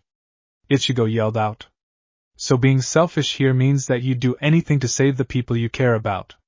'Cause if that's selfish, then I guess I'm the most selfish person in this entire place. His cleaver started to glow that black and red energy as Ichigo nearly whispered. Getsuga Tensho. He barely swung his blade and a massive beam of his energy fired out at the extremely surprised captain. When the beam traveled and hit its mark, it arched high into the air, so high that it could be seen by half of the Suriidai. Soul Reapers, lieutenants, captains, the head captain, and even the trio in the Senzeikyuu saw the arch of energy and were absolutely shocked. When Ichigo turned to Tia, he saw her awe-struck face and chuckled under his breath. If she's like this while being this close, he could only imagine everyone else's reactions. Come on, Tia. Ichigo snapped her out of her stupor. Let's keep going. Don't think you've won that easily, child. Ichigo turned to where he attacked and noticed a giant sword piercing the ground with a massive ghost arm holding it. Ichigo and Tia were amazed by its sheer size and noticed that Kamamura stood behind it. Half of his mask was gone, revealing a fox-like face. He was breathing in deep breaths, almost like he had spent a majority of his energy just blocking Ichigo's attack. Kamamura stood straight and moved his Zanpakuto, which in turn the massive blade moved along with his movements. Ichigo and Tia stared him down and figured out how his Zanpakuto must work now. It seems I greatly underestimated you, child, he said as he raised his blade into the air and gathered his crimson spirit energy. A mistake I won't make a second time. Bankai, Kakujo Tengen Nyo. His spirit energy gathered and created the rest of the ghost arm that was in the air. It became its own entity entirely, becoming a black armored-clad warrior with a horned helmet. Its face was covered by a red cloth, and it had piercing yellow eyes. Ichigo and Tia were once again amazed at what Kamamura's Zanpakuto could do. Behold, young one, Kamamura started. This is the second and final form of a Soul Reaper's Zanpakuto. Bankai. He raised his sword to them, and the giant did the same motion. He then lowered his blade, and the giant lowered its blade right at them. It is time to surrender, child. Ichigo smirked, and drew his short sword. If that's what your Bankai is, then I guess this will be a little interesting. He brought his swords together and chanted. Take life and own it as your own. Give life and watch it flourish. Destroy life and watch it tremble. Hafukusuki. Just like before, the orange and blue energy engulfed his body and the pressure started up once again. This time, though, it was heavily focused just on the street they were on. Kamamura felt this intense pressure was making sure that neither of them could see his knees shaking from the weight. Surprisingly enough for Tia, she didn't feel the pressure this time. Ichigo emerged with his single blade and Tia once again marveled at his power. This time, she would get to see just what Ichigo could do with his shuriken. Impressive. Kamamura started as he raised his blade into the air. But you won't be able to defeat my Bankai with your shuriken. He brought his arm down, and the giant did the same. It collided with what Kamamura thought was the ground, assuming the two had leapt out of harm's way. When the dust settled, though, his jaw nearly hit the floor. Ichigo hadn't moved at all. Instead, he blocked the blade with his own and was standing there, barely straining. Impossible! Kamamura shouted out. Tia had to squat down since Ichigo was short, and she was absolutely amazed at just what he did. Ichigo didn't look her way, but he did say to her in a very serious tone. Tia, do yourself a favor, stay out of this. Tia understood the message clearly, get involved, and you will die. She moved out of the way and sonitoed to a safe distance off the street. When she was out of harm's way, Ichigo looked at Kamamura. Now that I don't have to worry about my friend, I get to show you just what I can do. Ichigo lifted his blade and swung it upwards, causing the giant's sword to fly off of him. Kamamura did the same and was staring him down with confusion. He quickly stopped that though when Ichigo disappeared from his sight only to appear right above him. Ichigo brought his blade down, and Kamamura was forced to block the flurry of attacks the boy brought. He may have been blocking, but he was still finding himself getting several cuts across his body. Having enough of the child's attacks, Kamamura started going on the offensive. He swung his sword but hit nothing but air. He suddenly felt a gash going across his back and he staggered. Instinctively, Kamamura turned and stabbed his blade into the ground, causing the giant to do the same. Ichigo was caught off guard by this and Kamamura used his free hand to grab him by the neck and raise him into the air. He slammed Ichigo down and held his blade to the child's neck, or so he thought. When the small dust settled, he realized he had nothing in his hand but air. The next thing he heard was a buzz behind him, and one word coming from the boy's mouth. Ekisu. Ichigo brought his sword down, and a blue energy came out of it. The energy slammed into the captain and all it did was hit him like it was nothing. He stood up and backed away from the boy for a second, not feeling anything from Ichigo's attack. It seems I gave you too much credit. Kamamura started as he raised his Zanpakuto. Then it hit him. His blade was gone. He looked back up to see his Bankai was gone as well. He looked at the boy and noticed that he had Kamamura's Zanpakuto in his left hand now. What did you? Kamamura suddenly fell to his knee and was fading fast. My Shirkai allows me to change the amount of Ryatsu in a soul and convert it to anything else if I choose so. He looked over to Tia. My Kaizen Shimasu improves upon a soul to anything I choose, but, he looked back to the fading captain. My Ekisu extracts that Ryatsu and can make it to where the soul barely has any. I've tried this move on souls and hollows before, but this is a first. Ichigo looked at Kamamura's Zanpakuto in his hand. I've never tried it on a soul reaper before. Now I know what it does to you guys, and that'll make saving my family a lot easier now. Ichigo walked up to Kamamura and stopped in front of him. Kamamura held his head down and sighed heavily. Just make it quick, child. My name is Ichigo Kurosaki. Ichigo raised Kamamura's Zanpakuto and then stabbed it into the ground. Kamamura looked at the blade and then slowly back up with the remainder of his strength. And I won't kill any of you. I could, but I won't. Kamamura finally fell and was passed out. Ichigo sighed and resealed his blade. He sheathed them and walked over to Tia. Ready? He asked her. Yes. She replied, pleased that she was able to see Ichigo's amazing power. They started running down another street, and were making their way to the Senzeiku until they felt multiple spirit energies headed their way. Tia was ready for another fight, but Ichigo stopped her. Suppress your energy and follow me, he said with a grin. I've got an idea. She nodded and did as he asked. They jumped up to a building and hid from them instead of fighting the group that came by. Among the group were 2 captains and 3 lieutenants. One of the captains was a woman with long ebony hair that was tied into a large braid that went down her front. The other captain was a man with dark hair with some kind of hair attachment to it, and he wore a scarf. The lieutenants were pretty distinctive. One of them had red hair that made him look like a pineapple. The other 2 were girls. One was the tallest out of everyone and had a silvery blue hair color.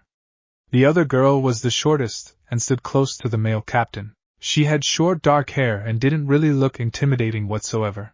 They headed to where Kamamura, Iba and Ikaku lay on the ground. Captain? The tall one started in a low and confused tone. I know Aizen. The woman started. This is very bad. If whoever did this was able to easily take out 2 lieutenants and a captain, she was cut off by the stoic man. Captain Unhana, let's not forget why we're here, he said to her. I know, Captain Kachiki. You 3 guard us while we tend to the injured here. Unohana wasn't just referring to the 3 unconscious men there, but everyone else that Ichigo knocked out with his crushing pressure. Byakuya nodded and looked at the other 2. Renji, Rukia, keep your guard steady. He looked around at the rooftops. I have a feeling that we are not alone here. Almost as if on cue, Ichigo released a tiny bit of Ryatsu to get their attention. They felt the familiar pressure and got ready for a fight. Even Unohana and Aizen were ready. That's when they saw a head of long orange hair standing on the edge of the roof. Renji and Rukia jumped up first, prepared to take on whoever this mysteriously powerful intruder was. When they landed on the roof and turned around to face their foe, they stopped in confusion when they saw a child and a woman sitting down and not paying them any attention. Rukia and Renji relaxed for a second until the woman turned to them and they saw the hollow fragment. So Renji started. It was damn hollow that took out Captain Kamamura, his lieutenant and Ikaku. Should have figured. Roar Zabimaru! Renji's Zanpakuto changed to a bigger blade with 6 retractable ends to it. Dance, Sodi no Shiryuki! Rukia shouted. Her Zanpakuto changed into a beautiful white blade that looked like something made of ice. Tell me, Hollow. Rukia started. Why are you here? How do you look like that? And how is your spirit energy so high that entire Suriite I felt it? Tia rolled her eyes. She knew she was strong, but she also knew that she was nowhere close to Ichigo's power. She looked over at Ichigo, who had a very big grin on his face, and she sighed in defeat. I'm very much not surprised that you were right. She started, confusing the 2 Soul Reapers. Ichigo stood up and the 2 actually saw his Zanpakuto, both of them. They gasped. The only 2 to have dual Zanpakuto were Captains Yukitake and Kairaku. They watched as he walked up to them causally. They were letting their guard down because despite having those 2 Zanpakuto, he was still a kid. When Ichigo was right in front of them, he smiled. To answer your questions. He started to Renji, who looked confused. Same with Rukia. 1. I'm here to save my family, and I remember you two helping to take them away. The two gasped at the boy's knowledge and took a step back. 2. She looks like that because I made her look like that with my shuriken. The two looked at her with shock in their eyes. Tia shrugged and motioned to her body. And lastly, Ichigo started again while getting their attention with a portion of his spirit energy. She's not the one that caused everyone to pass out. I am. The pressure was heavy for the two and they fell to their knees because they were so close to him. It was impossible for them to move at all. Ichigo knelt down to them and smiled again, causing the two to sweat at what he might do. I'm not gonna kill ya. He started. I want you two and the captain I beat to deliver a message to everyone else. I'm coming for my family, and when I get to them, you all better pray they tell me to show mercy. 'Cause when I get them, I'm gonna tear this place apart, piece by piece, and all any of you will be able to do is watch. He stood back up and lightened his ryatsu so the two could stagger to their feet. They were surprisingly still in their shuriken forms but could barely hold their zanpakuto, let alone stand properly. Tia walked up to Ichigo and he looked back to her and smiled. He moved his head to let her know that it was time to leave, if it's a message that you wish to deliver. A familiar voice stopped them as they turned towards it. Then I shall take you back to head captain so you can deliver it personally. It was Byakuya Kichiki. He stood there on the edge of the building with his zanpakuto already drawn. Aizen and Unohana Flash stepped onto the roof and went to Renji and Rukia, who were now back on their knees and breathing erratically. Nah. Ichigo started as he gently grabbed Tia's hand and held it tightly. I think I'll just let them relay that message when they wake up at least. And I'll see you later, Captain Byakuya Kichiki. Byakuya never introduced himself. How did this boy instantly know who he was? Before Byakuya could even ask, the boy along with the hollow were gone. Byakuya was stunned. The boy was fast, very fast, too fast for Byakuya to even see or catch. He sheathed his blade and went to his sister and lieutenant, who were now on the ground unconscious. Are they going to be alright, Unohana? He asked, a hint of concern in his usually stoic voice. They'll be fine, Byakuya. They just need to rest, that's all. Unohana said in a sweet yet tired voice. Ever since that crushing pressure, she's been everywhere, making sure that people were okay or not. Then we need to assemble a captain's meeting right now to let the others know of our intruders. Byakuya started. Unohana started as she placed her hand under her chin. What is it, Captain? Aizen asked. Oh no, Aizen, I was just thinking. She answered with a smile. I wonder how many of the captains would laugh at the thought of a child breaking through our ranks just to save 3 fugitives. She finished and started to giggle under her breath. She stopped for a second and had very dangerous and killer look that made both Byakuya and Aizen sweat. I very much look forward to facing him myself. Yuryu and Grimmjow were making their way through Squad 10 when they felt a captain-class Ryatsu approaching them. Yuryu and Grimmjow stopped for a second when they saw a kid only a few inches taller than Yuryu with white hair and teal eyes coming from around the corner. He was followed by a strawberry blonde woman with the size of melons and light blue eyes.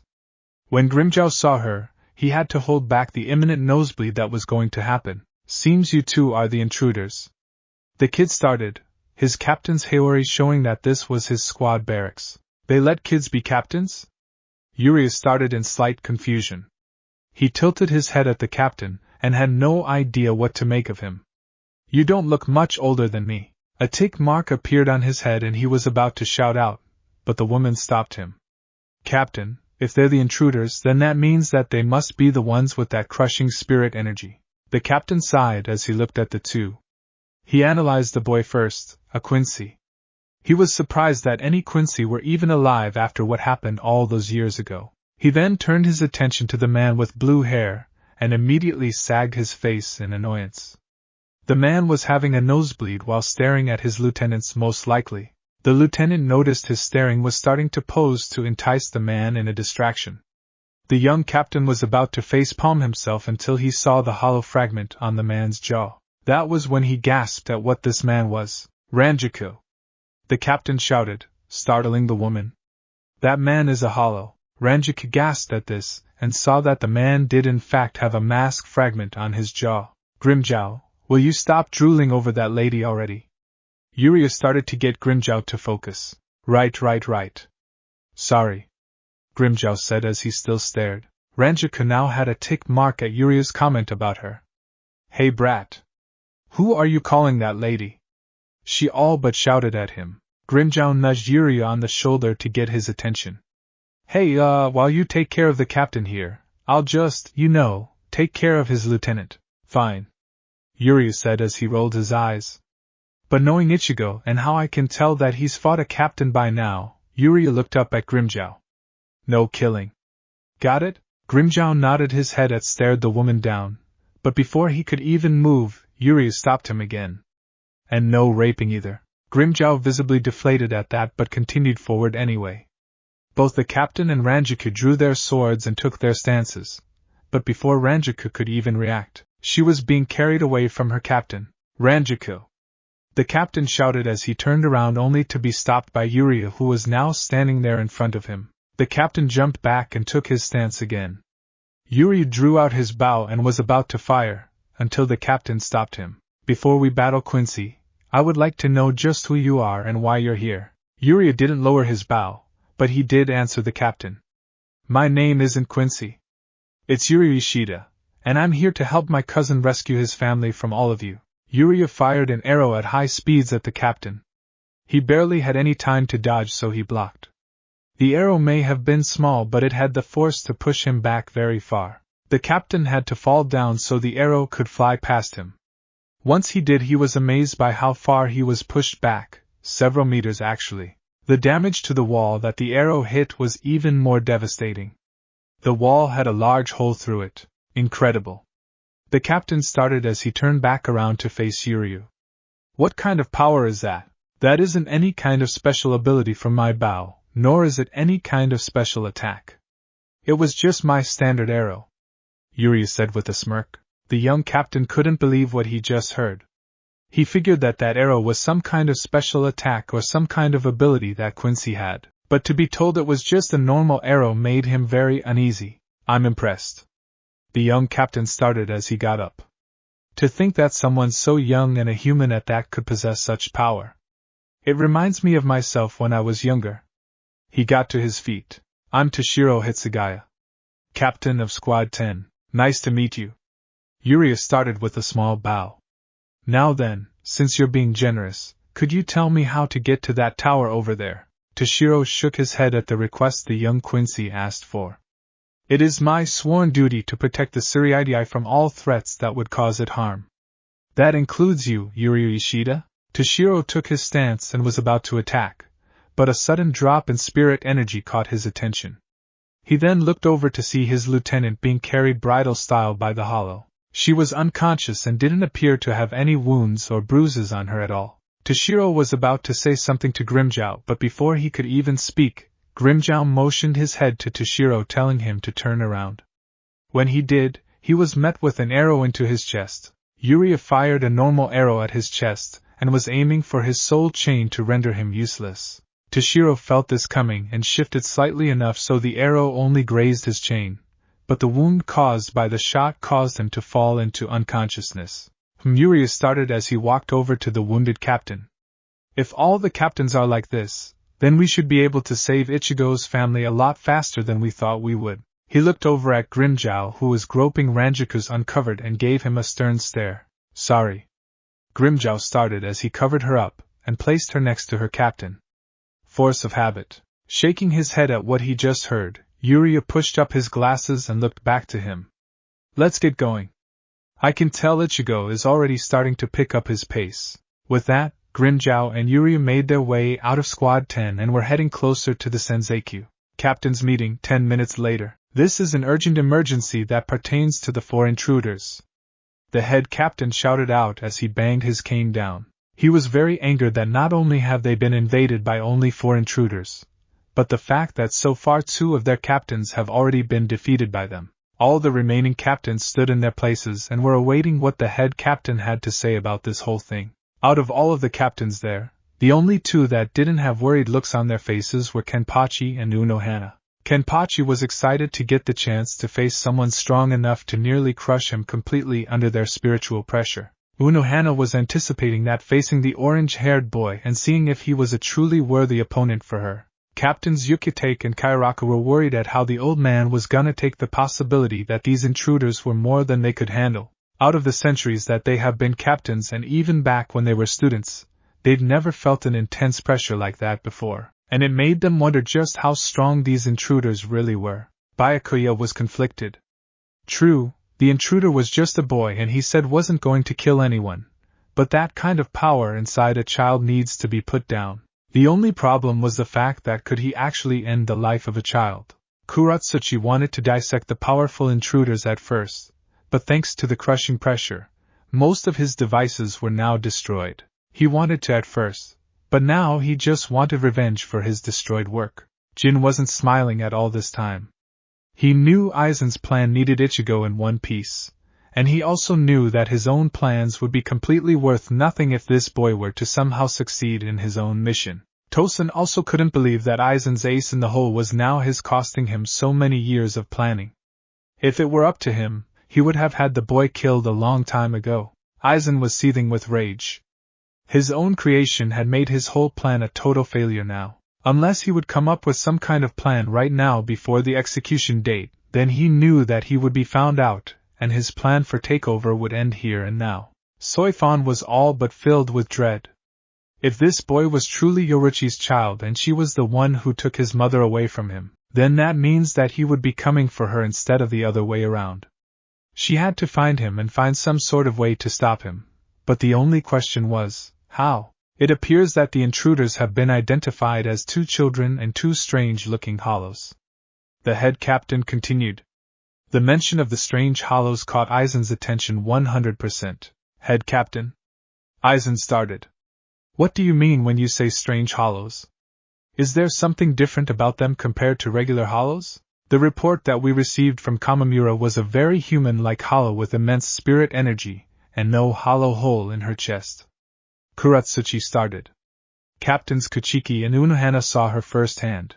Aizen looked to the two and needed to know if this simple human has perfected what he could not in the century that he has been trying. The woman had a hollow mask fragment on the side of her face and had a hollow spirit energy. Byakuya started. But she also had her own Zanpakuto, and also had Ryatsu of a Soul Reaper as well. Aizen couldn't believe it. He looked to Unohana, who shook her head in confirmation of what Byakuya said. Aizen was in an angered shock. True, he made sure no one could tell that he was seething, but it took every fiber of his being not to cause an outburst on how a human had bested him. It does not matter what the hollow is. The head captain started again with a bang of his cane.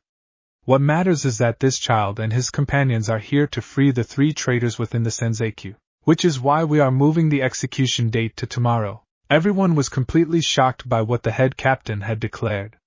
Why would he move the date closer? Head captain, Soifan started as she stepped out of line. Why move the execution date closer when we are being invaded? Because when this Ichigo Kurosaki gets word of this, he will charge in recklessly. We will have our fullest strength on hand at Sokaiku Hill, then fighting him one by one. The head captain said. Hearing this made Aizen's eyes nearly light up. He now had a plan that he could definitely apply when Ichigo foolishly charges in to save his family. With a bang of his cane, the head captain's decision was final. Spread this news around. He started. With any luck, the boy will hear this. Ichigo and Tia 20 minutes after the captain's meeting. After a long run and multiple fights with some lieutenants, including some guy who thought he was very pretty, a girl with her hair tied up by a teal band, and some really big guy with a mace for a shirkai, Ichigo and Tia decided to go inside the underground sewer tunnels to rest up. While they were down there, they heard a faint noise that got them ready to fight again, but instead of a Soul Reaper, it was Yuryu and Grimmjow. They had the same idea to take a rest in the sewers as well. As the four started to relax a little, they could hear some voices above saying something about the execution. Ichigo listened in closely and his eyes widened in horror when he heard that the execution was tomorrow. Ichigo was enraged at the news he had just heard. He knew at least that the execution would be in a few days, and would give them plenty of time to save his family and leave. Now that time was vastly cut short. He was about to rush out of the sewer at his top speed and get to the Senzakyu, but before he could, he was stopped by a hand on his shoulder. Ichigo turned to see Yuri stopping him. He had a stern but calm look on his face that seemed to stop Ichigo in his tracks. Ichigo learned that whenever Yuri gave him this look, it usually meant before you do something stupid, listen to me first. Ichigo relaxed and went back to the group to sit down. Okay, Yuryu, Ichigo started in a calm tone. If you have a plan, I would really like to hear it. Since they're announcing this out loud, it must be some sort of way to drive you into a trap of some kind. Yuri started as he looked up. He looked back down at his cousin. They know you're very powerful and they'll most likely have all their strongest and most powerful soul reapers there. Humph, Grimmjow started. This got everyone's attention. Oh, come on. Ichigo could tear all of them apart without even having to go full strength in his Shurikai. Grimmjow has a point, but only to a certain extent. Yuri started again. I've fought Ichigo so many times that I can tell when he's reached his limit, and you reached it after you beat that captain earlier, didn't you? Ichigo looked away and nodded slowly. He did push me to the limit in my Shurikai. If every captain starts fighting me at the same time like that, I could take out a few of them, but then after those few I'm done. Bankai. Tia started, earning her everyone's attention. Yes, that's supposed to mean? Grimmjow asked in an annoyed tone. Ichigo, she started as she looked to the orange-haired boy. That captain said that Bankai was the second and final form of a Zanpakuto. Maybe if you learn that somehow, then we could beat them all at the same time. I think that could work. Ichigo started. I already told them about my Shurikai, so they'll be expecting that. But if I can get a Bankai, then we'll have the element of surprise again. Ichigo started to grin as he remembered what Kasuke told him one time about a Soul Reaper's inner world and that it had their Zanpakuto spirit in it. Ichigo unsheathed both his short sword and cleaver and planted them into the ground on the sides of himself. He took a deep breath and nodded to everyone. They nodded back and sat there to wait. Ichigo closed his eyes and focused on his inner world. Ichigo's inner world. After a few minutes, Ichigo could feel a gentle breeze around him. He opened his eyes and was now in a bright meadow of pink flowers. There was a large lake in front of a large white mountain that made it look like a separate mountain was in some inverted world of its own. The lake was so crystal clear as was the sky. A bright white sun hung over the lake, but the reflection in the lake showed that the mountain was now covered in black and red snow, and the sun was now a large red moon. Ichigo looked around in the bright world of his and wondered just how he was supposed to find his Zanpakuto spirit in this place.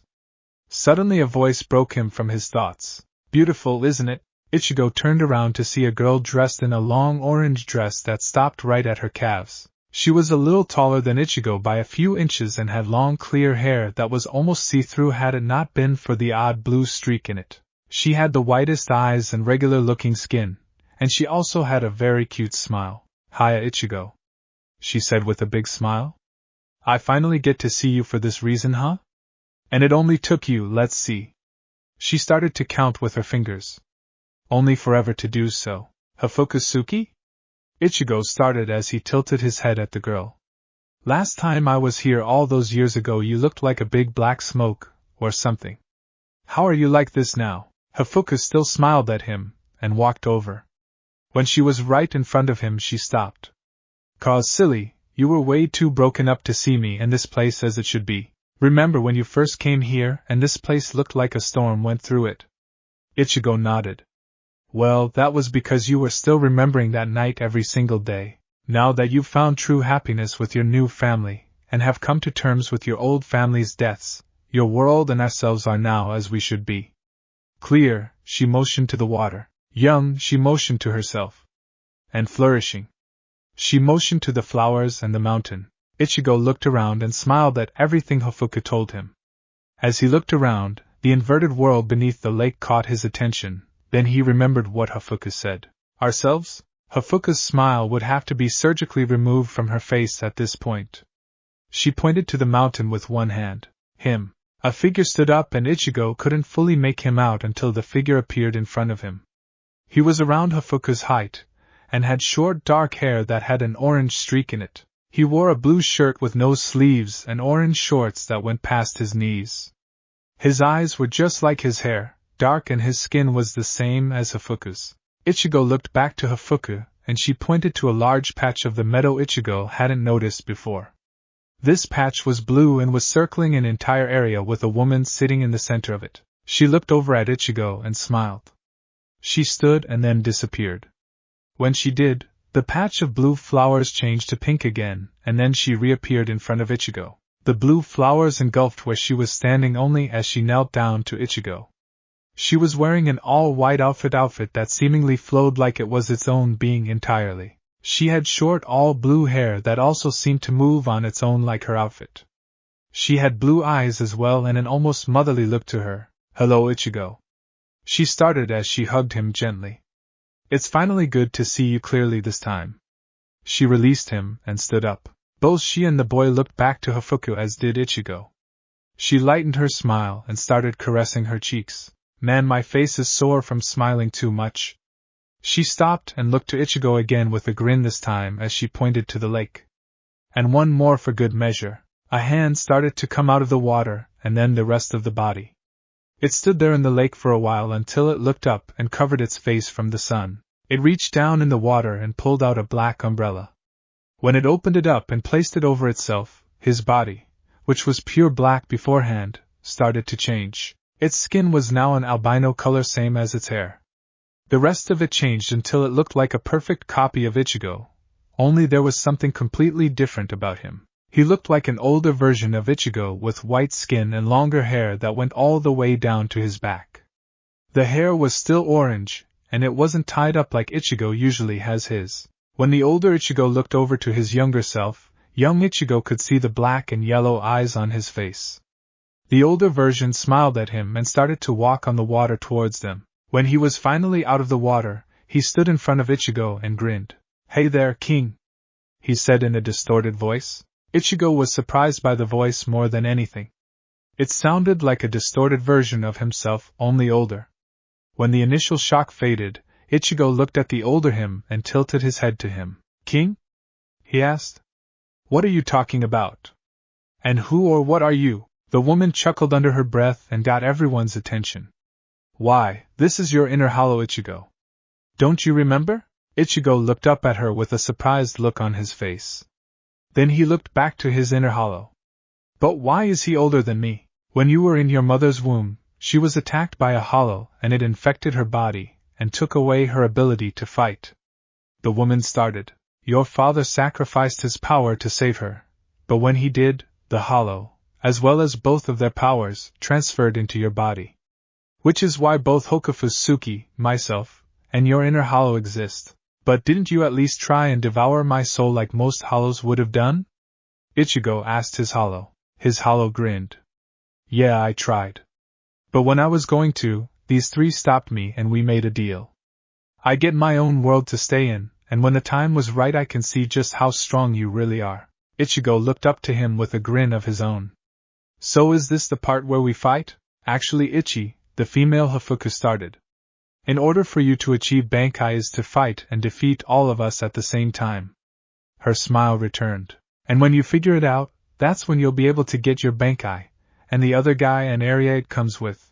Ichigo watched as the three stepped over to his inner hollow, and he smiled.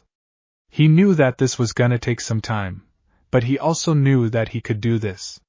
This is gonna be fun. The next day, Sokaika Hill, everyone stood ready, as the trio were brought out to their execution. They were brought under the large stand that was at the edge of the hill and looked to everyone that had attended. Other than Captains Kamamura and Hitsugaya, every captain was present along with their respective lieutenants. The head captain was also there as well as several seated officers from each squad. They stood ready for the impending intruders to attack at any given second. After several minutes of nothing, the head captain decided to go along with the execution. He banged his cane down onto the ground. "Kisukura Hahara, Yoruichi Shihoin, and Tezai Tsukabishi, the three of you are traitors to all of Soul Society, and every single person whom the three of you experimented on. You will all be executed by way of the Sokaiku. Do you have any final words?" The three were silent for a short time before Yoruichi spoke. "After we're executed, can you please not do the same to Ichigo and his friends? When the child does indeed show up here, then we shall apprehend him and cut his soul chain." The head captain replied. The trio were shocked at what was planned. That's why the execution was pushed to today. Yoruichi wanted to speak again, but the head captain banged his cane again and the restraints on the trio were released. When that happened, small cubes came out of the ground and went to their sides, bringing their arms up. The cubes lifted and raised the three just below the top of the stand. As she looked down, Yoruichi could see Soifan's smirk from all the way up there. The head captain started and the Sokaiku was released. The giant fire bird hovered in front of the two and was getting ready to attack. The trio knew this was the end, and accepted it. At least Ichigo wouldn't have to watch another family be killed in front of him. The Sokaiku flew straight at them and was only a few meters away, until suddenly something stopped it. Everyone down below watched in shock, even the head captain and Aizen were shocked at what they were seeing. The trio opened their eyes and saw to their extreme surprise, Ichigo stopping the Sokaiku with his bare hand. He was looking right at them with a very large smile on his face. Everyone was stunned at this display of power. Hey! Sorry I'm late. Ichigo started with a big grin to the three. Ichigo. Yoruichi started while still in disbelief. How did you? She was stopped when the Sokaiku backed away, causing Ichigo to stumble a little. He turned around and saw that the fire bird was getting ready to attack again. Huh! Looks like it wants to play chicken, Ichigo. Kasuke shouted. Get out of here right now. Yes, that is smartest thing to do right now. Tezai shouted as well. This was part of their plan, Ichigo. To draw you over here so they can defeat you and take away your power? Yoruichi shouted. Don't worry about me, Ichigo said as he turned his head to them and grinned. They won't be able to beat me. Not now, not ever. He turned back to the Sokaiku. The fire bird charged at Ichigo, and Ichigo charged at it. Right when they were about to collide, Ichigo stopped and held his finger to it. His finger started to glow a dark energy with red highlights to it, and he fired a massive Zero that completely destroyed the Sokaiku. Everyone was beyond stunned at what this boy just did to a power that was equal to 1 million Zanpakuto. Ichigo looked down at them and smiled again. He then disappeared and was now on top of the Sokaiku stand. The trio looked up at him and saw his entire body start to glow the same color as the Zero he just fired. Like I said before, Ichigo started as he drew his cleaver and short sword. Don't worry about me. I'll be just fine. And with that, he stabbed his cleaver into the stand. The energy that was surrounding him went into the stand a bright light, and just like that, the stand was no more. The trio were on top of what remained of the stand along with Ichigo. He smiled up at them and was about to say something he thought would be funny, but he was stopped when Yoruichi hugged him tightly. Don't you ever scare me like that again, she said as she held him. Ichigo smiled and returned the hug with one of his own. Both Kasuke and Tezai joined in the hug a little later. The happy reunion was interrupted when the head captain banged his cane down onto the ground, causing the R to look down to him. Ichigo Kurosaki, I must commend you on your impressive show of power. But know that there is no possible way you can defeat all of us without the help of your companions. Everyone down below prepared themselves for a one-sided fight. Surrender, and unnecessary bloodshed can be averted. Ichigo smiled as he let go of Yoruichi and leapt down to them. He stood in front of everyone and smiled again. Okay then, I'll fight your three strongest captains just to show all of you that I'm on a completely different level than any of you now, he said with that big-toothed smile. The head captain couldn't believe this boy. How could any child be this overconfident in his own power was beyond him. Before he could even say a word though, Kenpachi had rushed over to the boy laughing maniacally. He brought his sword down on the boy but was stopped when Ichigo blocked him with his cleaver. A crater formed where Ichigo was standing, but he wasn't even fazed by Kenpachi's attack. Kenpachi noticed this and swung even harder down at Ichigo, causing a huge crater and dust around them. No one could see inside the cloud or could tell just what was going on, until something very unexpected happened. Kenpachi was hurled out of the dust at breakneck speeds and past everyone. The dust was blown away and Ichigo stood there with the same smile as before. Everyone was once again stunned when Byakuya flashed over behind the boy and went for a slash only for the boy to disappear again. Byakuya was stunned, but that changed to defending himself when he could feel a torrent of wind behind him. He turned and Ichigo was behind him swinging his cleaver by the bandages and coming down onto the unsuspecting captain. There was dust and Byakuya was knocked back hard onto the ground. Enough of this! Soifan shouted as she rushed over to the dust cloud with her stinger. She disappeared in the dust and was immediately knocked down to the ground, causing the dust to settle again.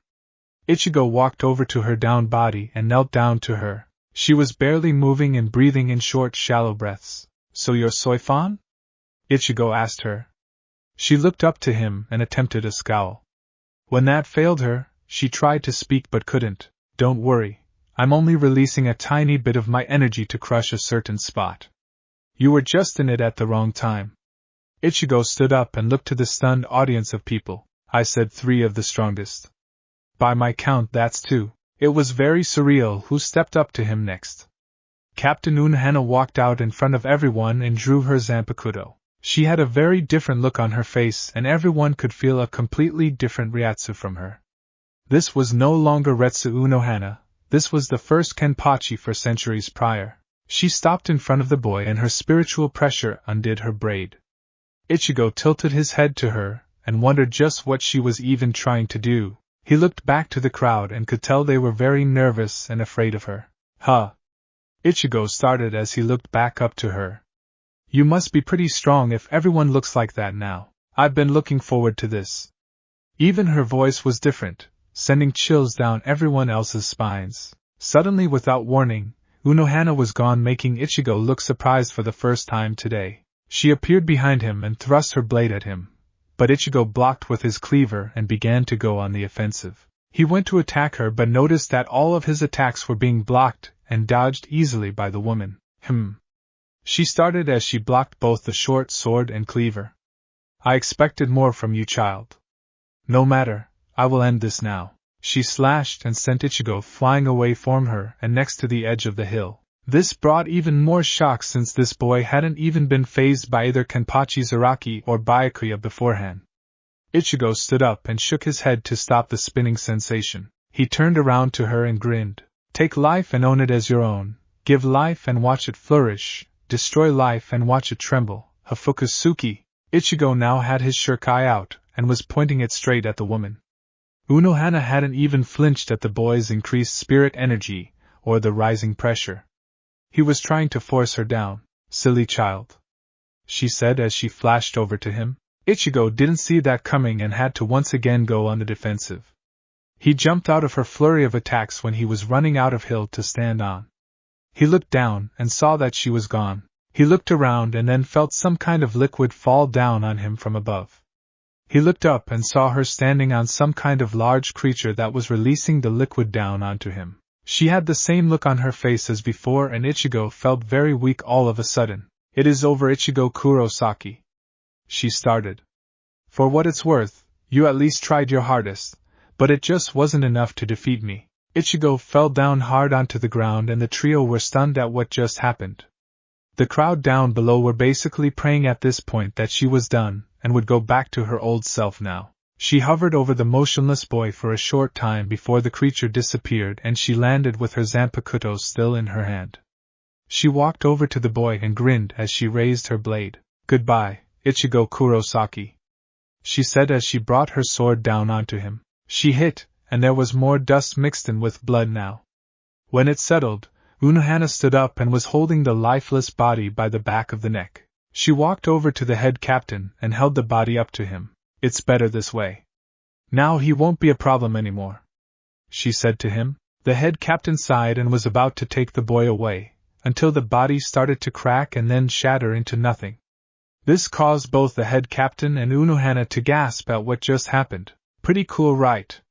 A voice yelled from above everyone. They all looked up and saw Ichigo Kurosaki standing high above them with his cleaver and short sword sheathed. He had a very big smile on his face, and he started to laugh at them. Everybody was confused and surprised once again at what they just experienced, especially Unohana. How are you? She was cut off when Ichigo stopped laughing and unsheathed his Zanpakuto. I guess now's as good a time as any to show this off right now. He held his cleaver out in front of him and his short sword to the side. He closed his eyes and let go of both blades and they hovered there. Everyone gasped as both blades started to glow, that black energy on the cleaver and an orange energy on the short sword. But what surprised them the most was what Ichigo shouted out as his blades were completely engulfed in their respective energies. Bankai!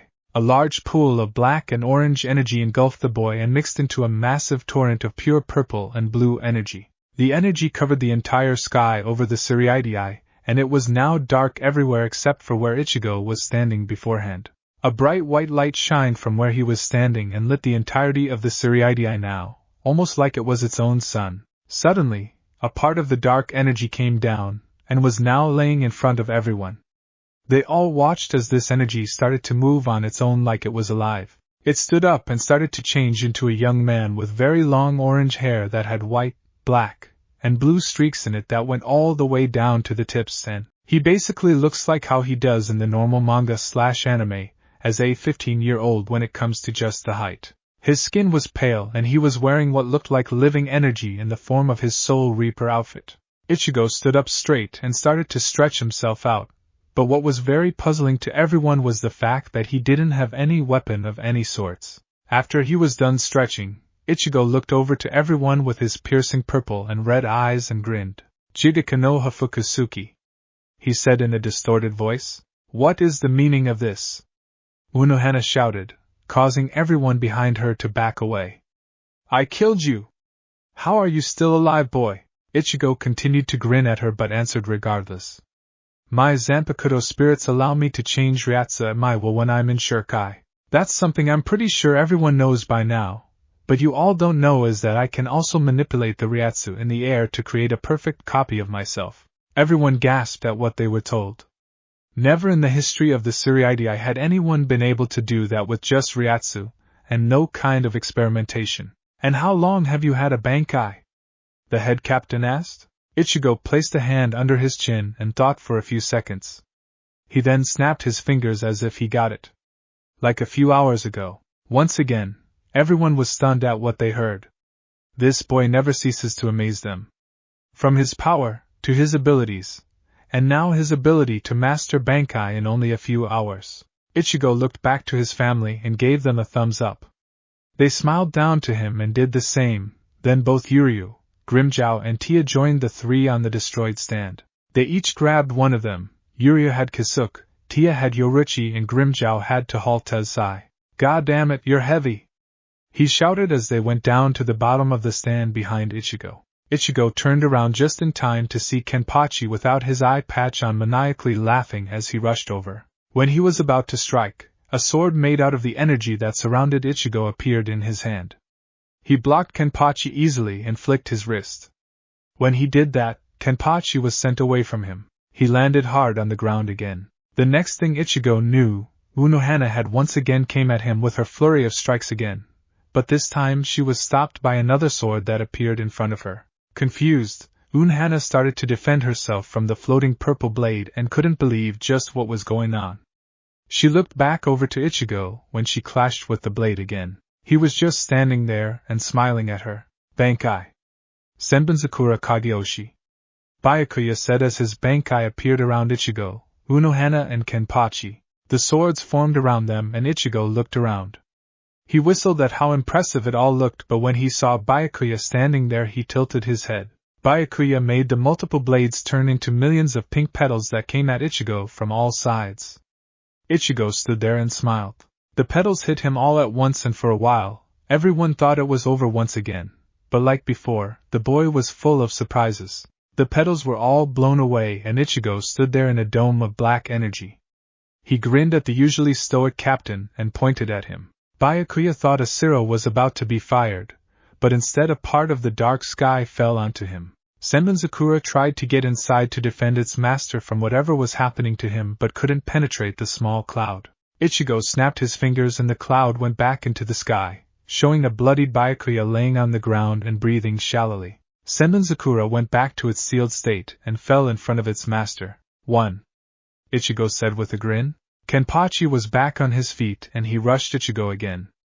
This time, Ichigo held the sword in his hand out to Kenpachi and another cloud came down onto the captain at lightning speeds. Kenpachi was trying and failing to slash away at whatever was inside the cloud, but to no avail. The cloud dispersed back into the sky like before and Kenpachi was down on his knees, barely able to stand. He coughed up blood and his Zanpakuto broke. Just like that, Kenpachi fell to the ground.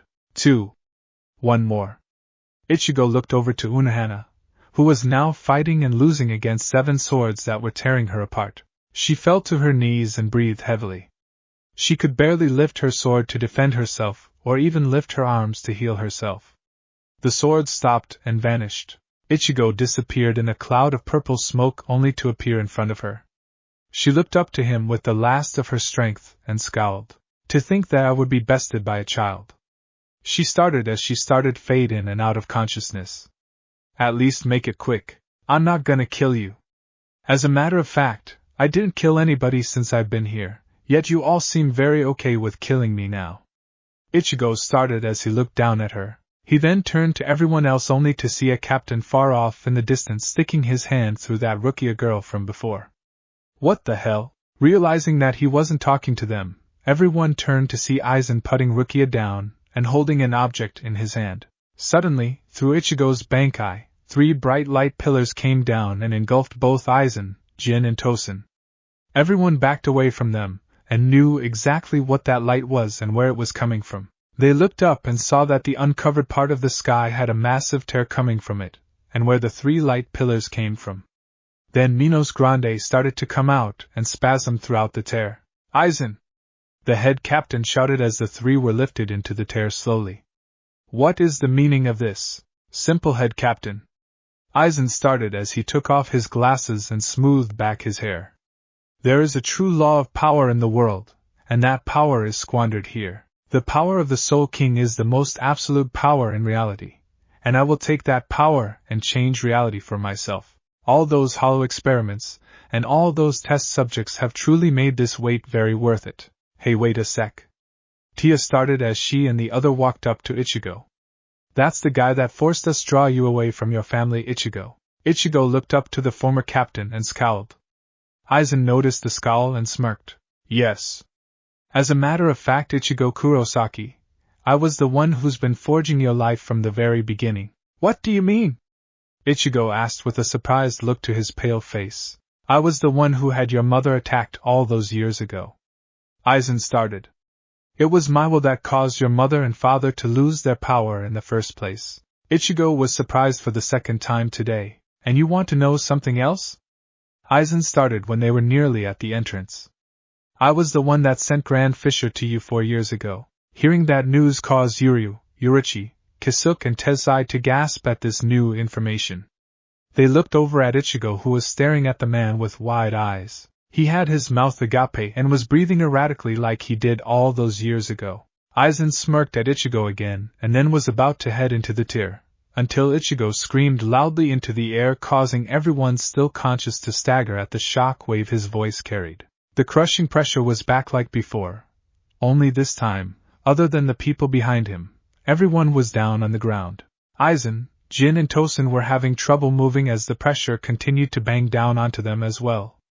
Ichigo looked up after he finished screaming and pointed both his pointer fingers at Aizen. Korishimasu! Ichigo yelled out as the massive cloud went to him and turned into a massive ball of purple energy that had all the colors that were in Ichigo's hair around it. Ichigo fired the ball at the 3, and when it made contact, the explosion filled the entire Suriidai in a blinding light. Even the Rukun districts could see the bright flash that engulfed the area. Kokaku and Ganja saw it, and hoped and prayed that their nephew was all right. Ichigo was panting heavily as the smoke cleared and he reverted back to his normal form. He dropped to his knees and breathed in long breaths. Everyone was starting to get back up, and when they could move again, a crater formed on the ground. Inside it was Tosen dead. They all looked up and saw that Aizen and Jin were still alive but in critical condition. Aizen had lost his entire left arm while Jin had suffered burns over his entire body. This is not overhuman. Aizen grunted out through the pain and the blood. Do you hear me, Ichigo Kurosaki? You will pay dearly for this. And just like that, the 2 were in the tear and it closed. When it did, Ichigo, who had been fighting off the effects of the Korishimasu, had fallen into unconsciousness. Before he hit the ground, Yoruichi caught him and held him gently in her arms. I've got you, Ichigo, she said sweetly into his ear. The head captain and the others walked up to them, and Yuryu, Tia and Grimjow prepared themselves for a fight. Calm yourselves, the head captain said as he raised his hand to them. Aizen has revealed that it was he who was behind the hollow experiments over a century ago. You three are now innocent, and no longer enemies of the Soul Society. This caused three to relax. Now it just leaves us with this boy. Even though now he was asleep in Yoruichi's arms, all eyes were still on Ichigo. After a few hours, Ichigo awoke in the warm embrace of Yoruichi on a futon. They were in some kind of room that looked like some feudal Japan-era style room that had a door leading to a hallway and a double sliding door leading outside. Ichigo had no idea where he was, but all he knew was that Yoruichi and the others were safe, and that was all that mattered to him. Despite his almost limitless amount of power at the time, it was really risky to use the Kuroshimitsu. That early was a very risky move. It's only supposed to be used as a last resort with maximum effectiveness. Ichigo didn't care at the time, he just wanted Aizen dead. At least he got the job half done in a sense. It took some careful moves, but Ichigo was able to break himself away from Yoruichi's tight clutches. When he got up off of the futon, he noticed that he was wearing a white robe instead of usual black one. He searched a nearby closet and found his clothes. He put them on as quietly as he could without disturbing Yoruichi and walked to the door to the hallway. You don't have to sneak. Yoruichi stopped him. Ichigo turned to her and saw that she propped herself on her arm. You woke up the moment I got up, didn't you? Ichigo said with a smile. Pretty much. Yoruichi stood up and stretched herself out. She was also in a white robe. You can also relax now, Ichigo. Nobody is gonna hurt you or the rest of us anymore. What do you mean? Ichigo asked as he tilted his head. When you stopped and destroyed the Sokayaku, beat Unohana, Kenpachi and Byakuya with your Bankai that achieved in one night, whereas it's supposed to take at least a century to learn, and you managed to kill one of the true traitors to Soul Society while mortally wounding the other two. Yeah, that was pretty much when everyone here decided to stop fighting you and focus on the real issue here. Yoruichi said as she walked up to Ichigo and smiled down at him. I'm truly proud of you, Ichigo. Ichigo smiled at her, and they hugged once again. She broke it off and was about to speak until the door to the hallway opened to reveal Captain Unohana. Ichigo immediately tensed up since he fought her yesterday. Unohana held up her hand to tell Ichigo to clam down. She was back to her old self and was visibly bandaged up and also in a white robe. Her ebony hair wasn't tied up though. I see that the both of you are awake now. She started with a warm smile. She walked inside and stopped in front of the boy. I'm very impressed with your skills, Ichigo. I would look forward to another match with you when my skills are sharper. Her glare started to make Yoruichi uncomfortable, like it usually make anyone. Ichigo, on the other hand, grinned to her. I look forward to it. Unohana looked surprised. She expected the boy to be the least bit tense, but to not show any fear toward her. So that's what it feels like to not intimidate someone. Unohana thought to herself. Well, be that as it may, this is the Squad 4 barracks. My squad. Since you're able to move around much easier than the rest of us, you may leave any time you feel like it, but there is a captain's meeting that requires you two to be there. You two and the others as well. Oh yeah, where are they anyway? Ichigo asked her. Kisuke and Tensai are here recovering their ryatsu just like Lady Yoruichi is. Unohana started. Ichigo looked back to Yoruichi with a questioning look.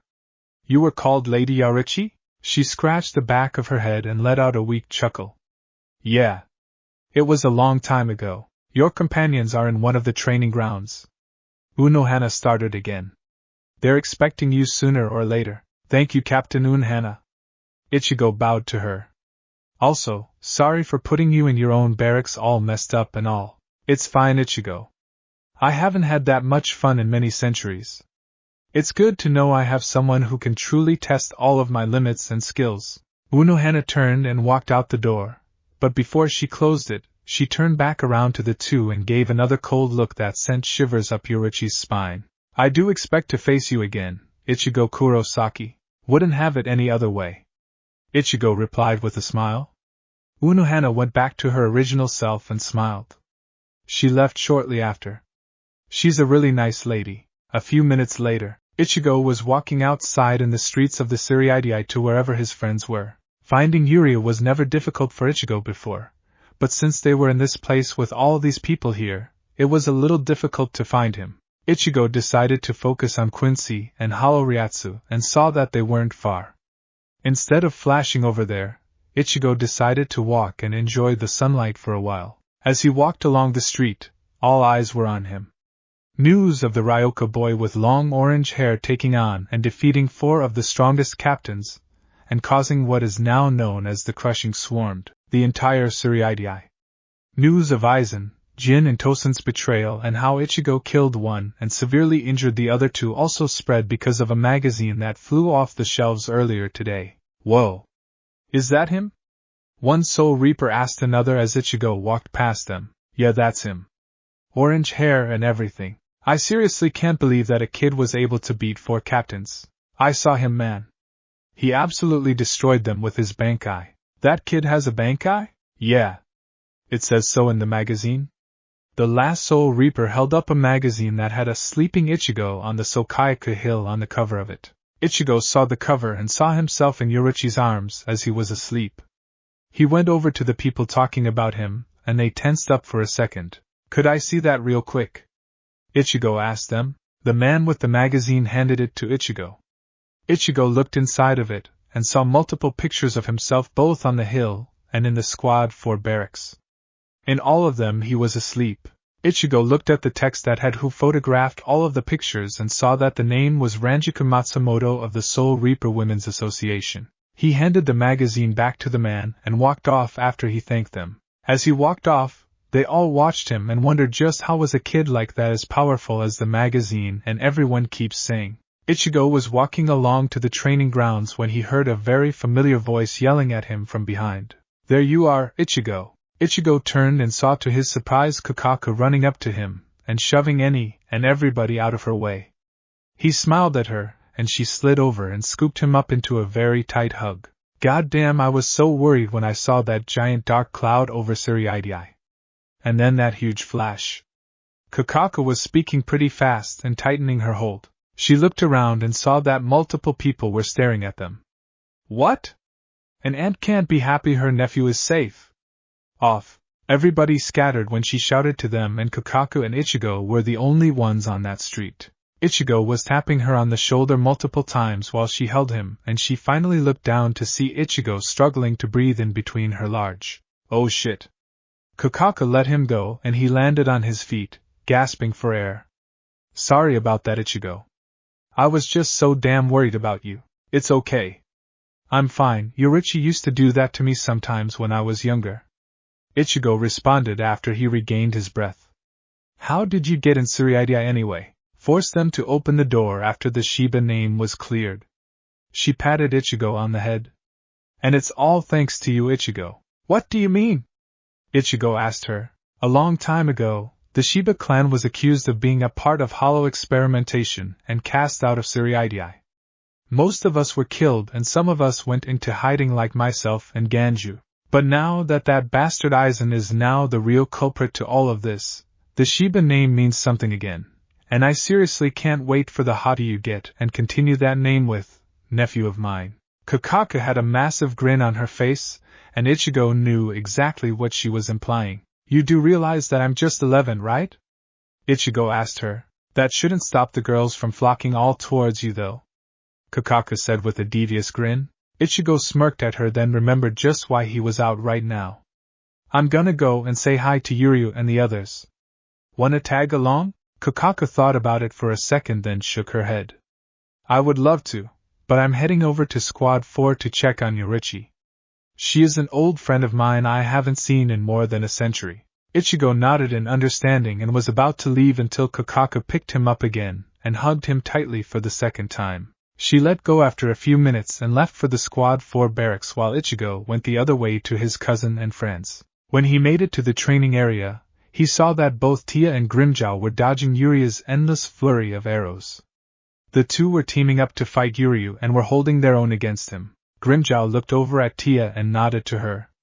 She nodded to him and fired multiple water bullets straight at Yuryu. Yuryu didn't even move his own spot as he fired off his arrows and destroyed the water with ease, only to find that Grimmjow was now in front of him and hurling his fist at the boy. Yuryu didn't have enough time to react since Grimmjow was right in front of him, but just before he could connect, Ichigo stepped in and stopped Grimmjow's fist. The two former hollows were slightly stunned by Ichigo's speed while Yuryu was annoyed that Ichigo stepped in on his fight. "Hey guys." Ichigo started with a grin. "How are ya?" He let go of Grimmjow and Tia appeared next to him. "We're fine. How about you?" Tia asked, still concerned for the boy. "Meh, just a little tired, but other than that I'm fine," Ichigo said. Yuryu was going to speak but was cut off when a voice caught their attentions. "You four, it's time for the captain's meeting." The four turned to see Soifan all bandaged up from yesterday and scowling at all of them. "And you all need to show up. Especially you, Kurosaki." Her scowl intensified when she laid eyes on the orange-haired boy. Ichigo didn't pay her anger much attention and simply nodded. When he did, Soifan flashed away and was followed by the four. They arrived at the entrance to the captain's hall and went inside. So far, everyone was there. Even Unohana was there and wearing her haori over her white robe. Kenpachi and Byakuya were the same way and Kamamura and Toshiro were in their normal attire with only a few patches of medical pads visible on them. They all looked over to the four as they walked inside. Soifan took her place along with every other captain and the head captain walked inside. He sat in his chair and stared at the four in front of him and banged his cane on the ground. "This captain's meeting shall begin," he started. "Ichigo Kurosaki, step forward please." Ichigo shrugged at the fact that he was singled out and stepped in front of everyone. He looked around for a quick second and noticed that all eyes were heavily on him, making him a little uncomfortable, especially since he beat four of them a while ago. He also felt very vulnerable without Hafukusuki with him. "Ichigo Kurosaki." The head captain got his attention. "You may calm yourself. You are not in any danger here. This meeting is for us to know just how your power works. So if you would elaborate on just what you can do, okay." Ichigo shrugged. "Well, my Hafukusuki and Ichirkai can change the amount of Ryatsu in a soul and either change it for the better," he looked back to Grimmjow and Tia, "or for the worst." He looked over to Kamamura who huffed at the boy. "We already know that, Kurosaki." Toshiro started while crossing his arms. "Your Bankai is what's very intriguing to all of us, not your Shirkai." "Oh, well, okay then." Ichigo started as he looked to the young captain. "My Bankai is Jigaka no Hafukusuki. It covers the entire sky of wherever I am, and the entire sky becomes my weapon." The room was filled with surprised expressions even from the head captain. "There's never been a Bankai like that before." Yukitake started. "And you said achieved Bankai in only a few hours?" "Yep. All four spirits showed me how to use it properly," Ichigo said nonchalantly. "Four?" Kayaraka asked. "What do you mean four spirits, Ichigo?" Unohana asked in a surprised tone. "Well, Hafukusuki is two spirits, then there's Zangetsu who's my Quincy powers I got from my mom, and then there's my inner hollow that I got when my mom was attacked by hollow when she was pregnant with me. Her Quincy powers transferred to me same as my dad's Soul Reaper powers and the hollow that infected my mom. So I'm kind of a hybrid of the three, I guess." Ichigo finished and looked around the room to see everyone was stunned at his word. They were in complete silence for a few seconds until Kuratsuchi spoke up first. "Studying you would be most enjoyable for me to find out just what makes you tick," he said in a creepy tone. "You're not going to do that, Captain Kuratsuchi." Unohana started while she glared at him. Kuratsuchi didn't want to test his luck with her, especially after what he saw yesterday, so he dropped it quickly and turned back to Ichigo. Ichigo was surprised that Unohana was defending him. "So you have complete control over the hollow then?" Byakuya asked him. "Yes and no." Ichigo started, earning him concerned looks. "Yes, because he has no desire to take over my body, and he helps me by lending me some of his power when I need it, like yesterday. No, because he likes his own space and doesn't want to be controlled by anyone, so I just let him do his own thing in the inverse of my inner world." "Head Captain!" Soifan yelled out. "Are we to just let them stand there this entire time?" She pointed to Yuryu, Grimmjow and Tia. "Speaking of changing the Ryatsu in a soul, just what did you do to those two hollows, Kurosaki?" the head captain asked. "Aizen sent a bunch of hollows back in my hometown so me and Yuryu can steer clear of all of you when y'all took my family that night." Ichigo started. They were told by Aizen to take me to some place called Hueco Mundo where Aizen would be expecting me. It sounds like he was going to use you to further his plans for taking over the Soul King's spot. Kairaku said. If that's the case, then he shouldn't have provoked the boy like this. Kamamura said. And the Quincy? The head captain asked. Yoruichi is my cousin on my mom's side. Ichigo started again.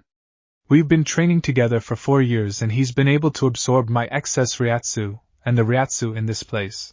I can tell you from experience, head captain, that his power nearly matches Kurosaki's. Toshiro spoke up again. That explains that. But now this leads to what we should do about the 2 hollows. The head captain said. Absolutely nothing. Ichigo started, earning everyone's once again surprised looks. Kamamura and Soifan were disgusted by the boy's sudden tone. Tia and Grimjow were wondering just what Ichigo was going to do to them both. Sure, they only met because of Aizen, but the two came to respect and enjoy being in Ichigo's company, and would rather stay by his side than be at the mercy of the Soul Society. And what do you mean by that, Kurosaki? Tei head captain asked with a puzzled look on his face. I mean exactly what I meant. You're not going to do a single thing to my friends, Ichigo said in a serious tone. And what gives you the right to decide that, boy? Soifan shouted at him. You have no idea what we're supposed to do when we face a hollow. We destroy it. Ichigo looked at her with an almost deathly glare that shut her up fast. If you or any of you attempt to hurt my cousin, my friends, or especially my family, his voice started to distort as his eyes started to change to a dark color. Then next time I will kill every single one of you. Everyone was on edge, and other than the 3 behind Ichigo, Unohana and Byakuya, everyone else was reaching for their Zanpakuto out of fear. Ichigo was releasing the same dark energy like yesterday, and it was putting them on edge. The 3 behind him stepped up next to him, and Yuri placed a hand on his shoulder. Ichigo turned to them and realized by the looks on their faces that they were here to stay with him no matter what. Ichigo lightened up on his energy and turned back to the head captain. That's why you're not going to do anything to them, Ichigo said with a smile. Fine then. The head captain started. Then I suppose that I hereby leave these 2 in your hands, Ichigo Kurosaki. If they step out of line, then you are the one responsible. Man, really makes me wonder just what Aizen was planning to do with the Hogyoku if it involved going to Hueco Mundo. Kairaku wondered as he and everyone else relaxed. Actually, Tia started, getting everyone's attention. I do remember overhearing him talk about making us stronger by turning us into imperfect Erankar. Yeah, I remember that too. Grimjow started.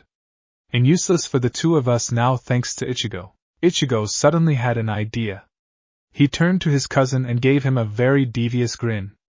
Yuri knew what that meant and sighed in an immediate defeat. You want to go there and bring some with you to fight back against Aizen, don't you? Yuri asked. Everyone was stunned by the young Quincy's words and even more stunned when Ichigo nodded to him. Tia, Grimjow, do y'all know any powerful Vasto Lord that are still in Hueco Mundo?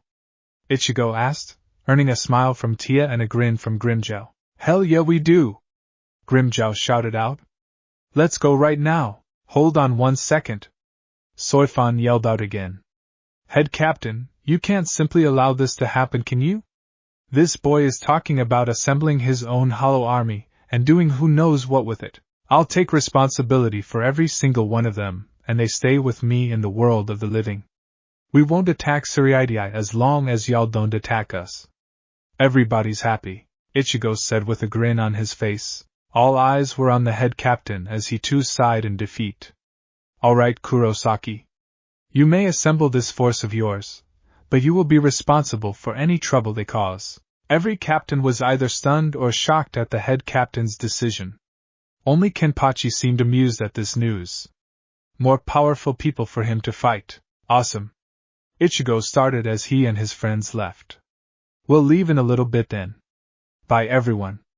Sorry for yesterday, by the way. And with that, the 4 left the meeting hall, leaving all the captains except for Kenpachi and Unohana in a stunned state. An hour later, and a lot of begging to Yoruichi and Kukaku, Hueco Mundo, the 4 landed in the white sands of Hueco Mundo, and saw only nighttime throughout the endless desert. Grimjow looked around and immediately felt sorrow for themselves. Last time they were here was the day before Aizen showed up and forced them to attract Ichigo. They remembered all of the countless hollows who would try and consume them for their soul and power. It was a grim thing to remember, but for some reason the thought only fueled them to find the others that were like them. Okay. Ichigo started to the two. So how exactly are we supposed to find the others here? Well, they are drawn to powerful spirit energy to test their own power. Tia started, remembering how Aizen attracted her and Grimmjow. If you can release your own energy, then they'll come to all of us. Wouldn't Aizen try to come here to face us if that were the case? Yuri asked. If he's as smart as we were told, then he wouldn't risk his own freaking plans just to get revenge. Ichigo stated before turning toward Tia and Grimmjow. Alright then. Let's do this. After a bit of walking, they found a large sand crater large enough to take dozens of hollows into it. Ichigo flashed down there and sat on the ground cross-legged before releasing a fraction of his Ryatsu. The pressure was non-existent for the three with him, but far off in the distance, multiple hollows could feel it. Hollows POV. Stark, what is that? A little girl with a large white mask covered up half of her face. She was on a man's shoulder and the man looked out into the distance. No idea, he said as he looked back to her. He looked for the most part normal, other than the pale skin and mask that covered his entire face. Let's go check it out. It could be someone who's finally worth the energy to fight. The man sonitoed away with the girl still on his shoulder. A black bat-like hollow was on top of a large pillar sitting down when he felt the pressure. He stood up and spread his large, black wings above his back and jumped into the air. Whoever this is, they seem to be a worthy opponent. A woman with teal hair and a horned hollow mask over her head felt the pressure. She was sitting down on a sand dune when she felt it. This power, although somewhat crushing, felt very comforting and warm to her. She stood up and started making her way to whoever it was that was releasing this warm power. A deer, a snake and a lion felt this crushing pressure and started to panic. They were with a bunch of very low-level hollows that started to run from where the energy was coming from. But just as they were going to follow suit, they saw the teal-haired hollow running towards it. She looked like she was in a hurry and excited. Why would she be going in that direction? The deer one asked. I don't know, that girl is a weird one. The lion added. I haven't seen her that excited since she last saw her sister. The snake added in. You mean that shark woman who saved us? The lion asked her. Then a thought hit them. If the teal-haired woman was this excited, then that could mean that the woman that saved them before was there. They owed her their lives that day, and if she was back, then they could finally repay it in full. With that thought, the three went after the teal-haired woman. General POV. All 7 hollows met at the edge of a large crater where they spotted a soul reaper in the center of it. He was sitting down, and had his head down for the most part. It was only when the deer hollow kicked a rock to him was when he reacted by catching it in his hand and crushing it. He looked up to them and started counting them all down. 7, huh? He started as he stood up. Ichigo grabbed both his blades and placed them in their appropriate places. He then looked at the 7 and smiled. Y'all wanna come down here and talk real quick? And what would a soul reaper be doing here in the first place? Stark asked with a yawn. Wait a sec. The teal-haired woman started and sonitoed down to him. She knelt down and got in his face, making Ichigo a little uncomfortable. Are you the one who released that pressure a little bit ago? She said in a serious tone. Yep, that was me.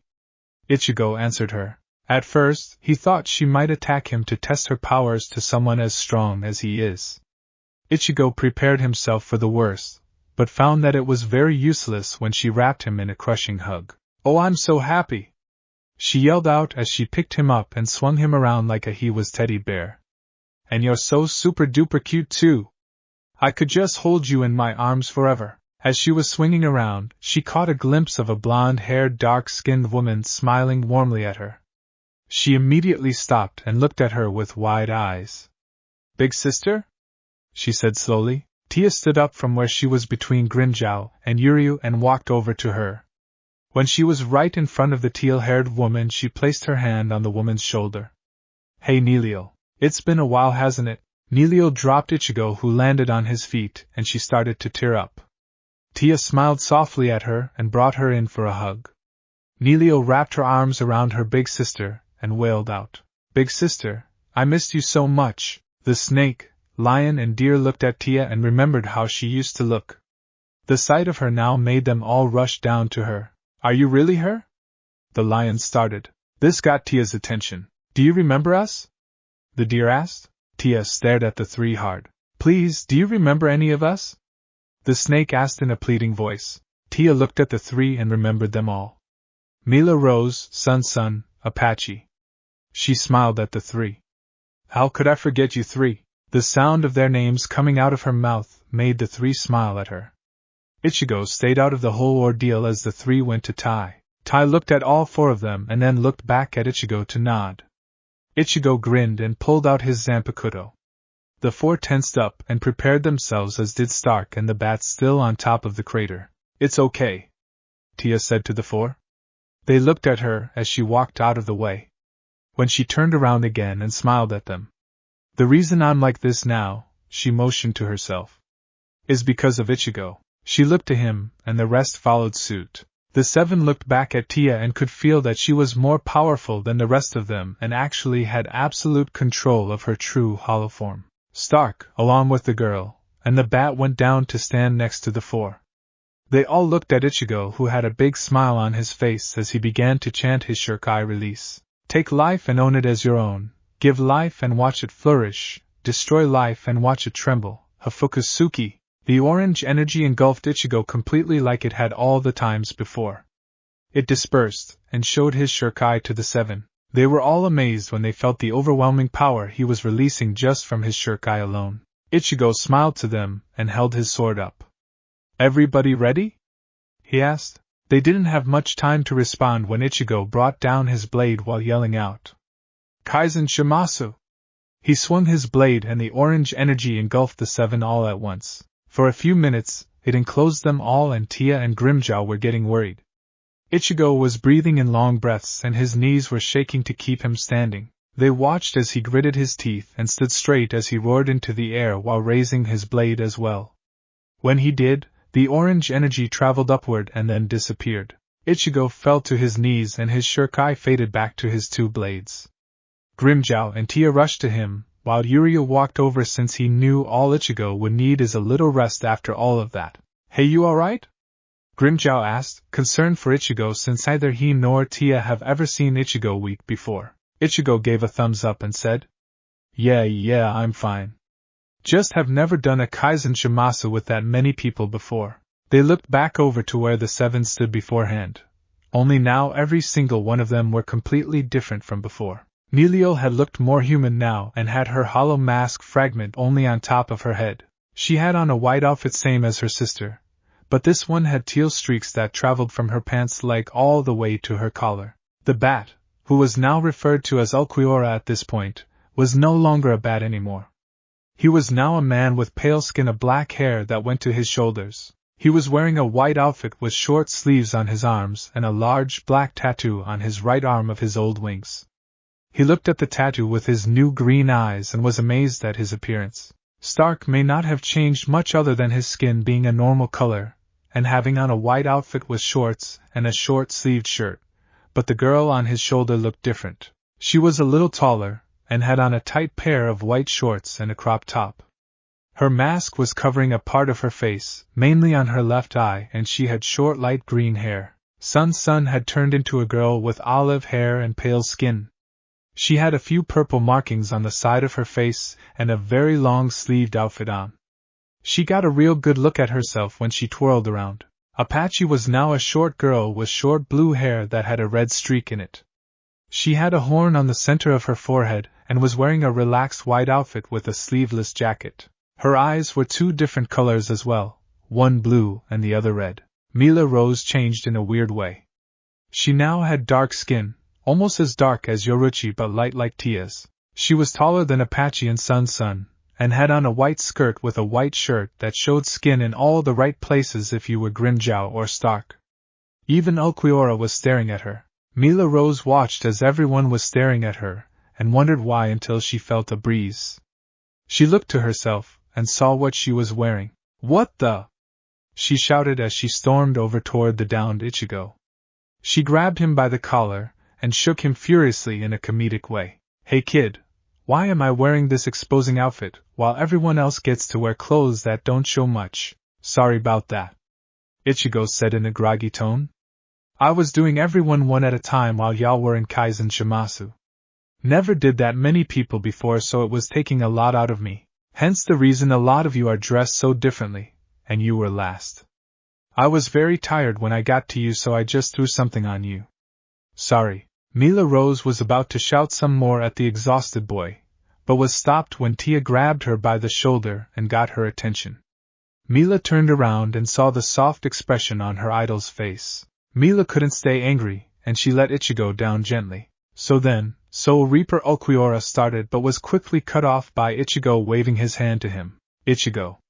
My name is Ichigo Kurosaki, and I'm not a Soul Reaper, Ichigo said as he turned to them. I may look like one, but I'm not one of them, and I did kinda invade their world and tore through practically every single one of the strongest captains out of the entire Suriidai. Now they pretty much are gonna leave me alone as long as I don't attack them and help them stop a Rouge Soul Reaper that wants to destroy everything by killing this guy called the Soul King and taking over his world. That would mean he would just take over everything and most likely destroy it all just because, I guess. The seven listened to Ichigo's explanation and couldn't understand why he did this to them. Ichigo saw their confused faces and explained in a different way. Alright, listen. Aizen is a guy who uses people for his own uses and then gets rid of them when they're no longer useful to him. Ichigo started. Just like how he would do to all of you. He would have turned you all into imperfect Arankars and used all of you.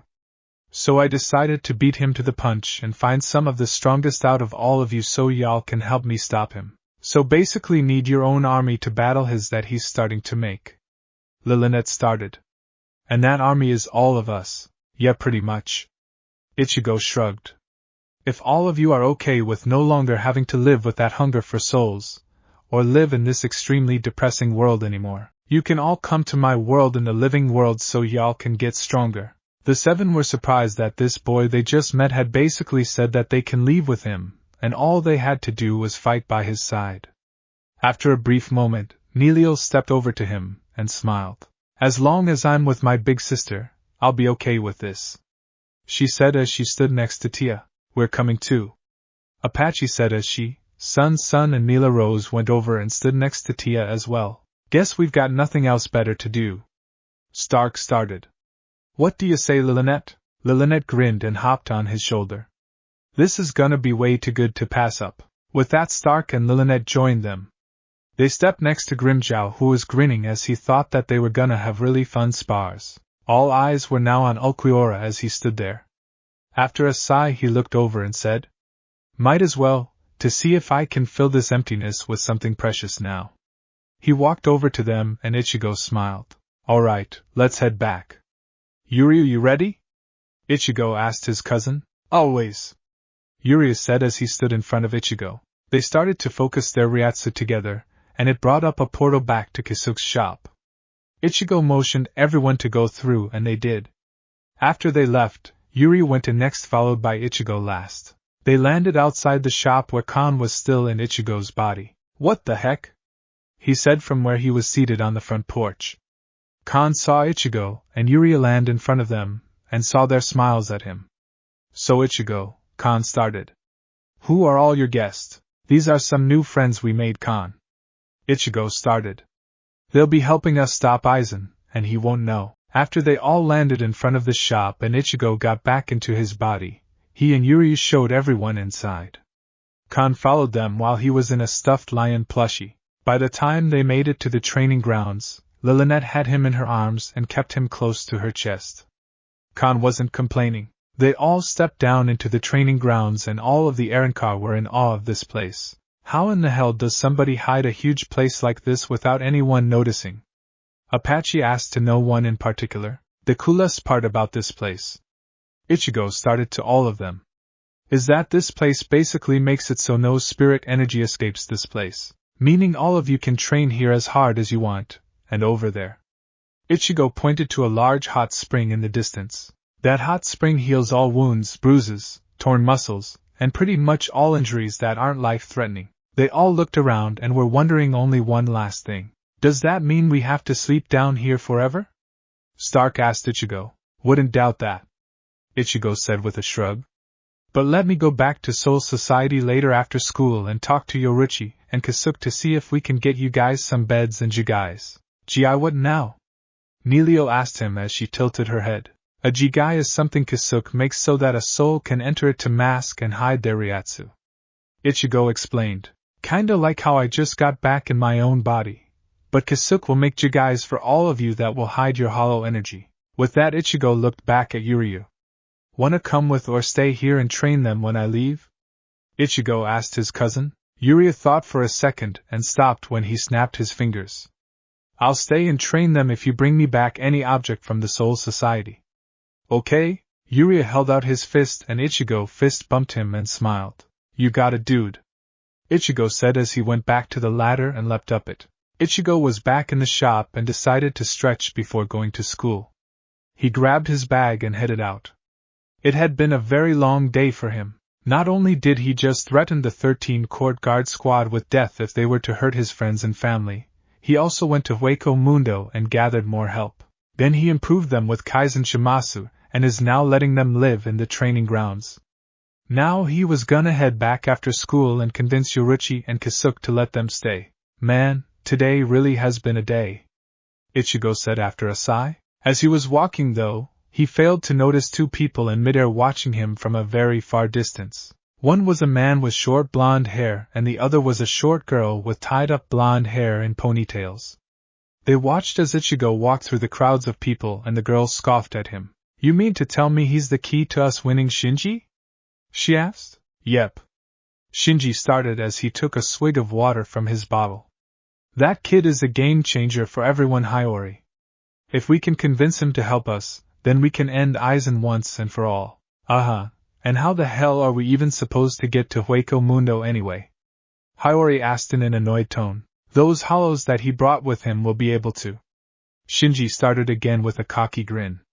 I wouldn't be surprised if this Ichigo kid was using them just to get there and back. Hiyori shrugged and went back to watching the orange-haired kid walk through the crowd. She saw him enter a school ground and walk across the grounds, until he saw some kids messing with another kid. Ichigo sighed and walked over to them. It was 4 boys messing with a girl with burnt orange hair. Hey, Ichigo said as he stopped behind one of the bullies that was the tallest one out of them. The boy turned around and had some of the girl's hair in his hands. And what do you want, Strawberry? He asked with a smirk. A tick mark appeared on Ichigo's head at the very mention of strawberries. There's only 3 people that could call him that, and 2 of them were dead a long time ago. Ichigo punched the boy in the gut and he dropped down to the ground. The other 3 boys looked at Ichigo and were scared at the look he was giving them. When Ichigo stepped closer, they stepped back. I see you guys messing with another kid here, and next time I won't be as nice, Ichigo said with that glare. The boys ran away from him and the girl stood up to thank him. She smiled warmly at him and bowed for a second. Thank you so much, she said in a small voice. Yeah, no problem. Those guys are jerks anyway. Ichigo started as he was about walk away. My name. She was cut off when Ichigo put a hand out to stop her. Orihime Inoue. I know, we're in the same homeroom class, Ichigo said. He walked away after a quick wave and entered the school. All right, Hiyori. Shinji started as he held up a bag full of school books to her. You know what to do, yeah, Hiyori said in a pissed-off tone as she snatched the bag. You owe me one big time for this, Shinji. Hiyori jumped down and landed on the roof of the school. She went through the exit and went to the classroom that Ichigo was in. The teacher stopped her from sitting down to introduce herself. Hiyori cringed at the idea of introducing herself when all she really needs to do is get close to Ichigo. Hey, my name is Hiyori Saragaki. She started and bowed lightly before taking a seat next to Ichigo. As class went on, Hiyori tried to talk to Ichigo a few times. Every time she would try though, Orihime or some other girl called Tatsuki or some other girls would interrupt. Apparently to Hiyori, Ichigo was kind of somewhat popular with girls at this school, but to her surprise when school had ended, Ichigo actually walked over to talk to her at the main entrance. Hey Hiyori, he said to her with a grin. Hey there Ichigo. Hiyori started as she looked around to make sure no one else would interrupt her. When nobody was in sight, Hiyori let out a sigh. Ichigo, can I ask you something real quick? Is it about my hollow? Ichigo asked with a smirk. Hiyori was stunned by how he knew she would ask him that. She took a few steps back and was about to say something, but she was stopped when Ichigo started talking. It's okay, Hiyori. I already know about you because your own hollow powers and soul reaper powers are a dead giveaway, but what I don't understand is why you're here. Ichigo said to her. After hearing that, Hiyori relaxed and started looking around. Follow me. Ichigo shrugged and walked with her. They walked away from the school and started making their way to some of the old abandoned warehouses. They passed several and Ichigo could tell something was up since only one warehouse was protected by a very strong Kido barrier. Nothing like Tesai's barriers but a very close second. They got to this and Hiyori tapped on the barrier. Hey, we're back. Hiyori started. Open up, Hachi. A part of the barrier opened up and the two walked inside. When they did, Ichigo felt like he was being watched from various angles. He looked around the dark room and his eyes finally adjusted to it. He saw 7 other individuals sitting on the destroyed multiple levels of the warehouse. Well. Shinji started as he tilted his head up to get a good look at him. So then Ichigo Kurosaki, I take it that convincing you to come here wasn't all that difficult, eh? Ichigo shook his head after he finished looking at everyone. Not really. I pretty much felt Hiyori's hollow, then she told me to follow her, so I did. Really now? Shinji asked, not expecting this kid to know any better. Pretty much. Now can we hurry whatever this is up so I can get going? Ichigo started. I gotta get back to Soul Society real quick, and I really do hope you guys aren't trying to waste my time. Everyone was confused. They knew about Ichigo going to the Soul Society a few nights ago, and they also knew he had an uncontrollable hollow inside him. Why would he want to go back there? Kid, Shinji started as he dropped down to ground level and started walking towards Ichigo. You have no idea how this works, do you? You need our help, and you should know why by now. I should? Ichigo asked as he tilted his head. Your inner hollow. A girl on the 2nd level in a school uniform said.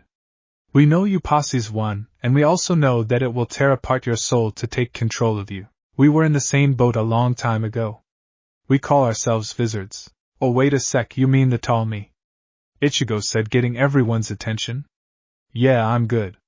Me and him have a very mutual agreement. He gets his own world in my inner world and free reign to do whatever he wants, and I get to use some of his powers when I need to. He even told me he has no interest in taking over my body. And I've got no reason not to believe him. Everyone was shocked when they heard this. They were under the assumption that Ichigo was slowly losing control and most likely did when he was in Soul Society. To hear that his inner hollow had no interest in taking over was strange to hear. Ichigo noticed everyone's stunned stares and rolled his eyes. He had had enough of people being shocked at every little thing that he would say, so he just shook his head and turned away. Well, if that was it, I'm gonna go now. He looked at Hiyori. I'm just gonna assume you're not coming to school anymore, so it was nice meeting you. And all of you. He gave a grin that sent a cold chill through everyone.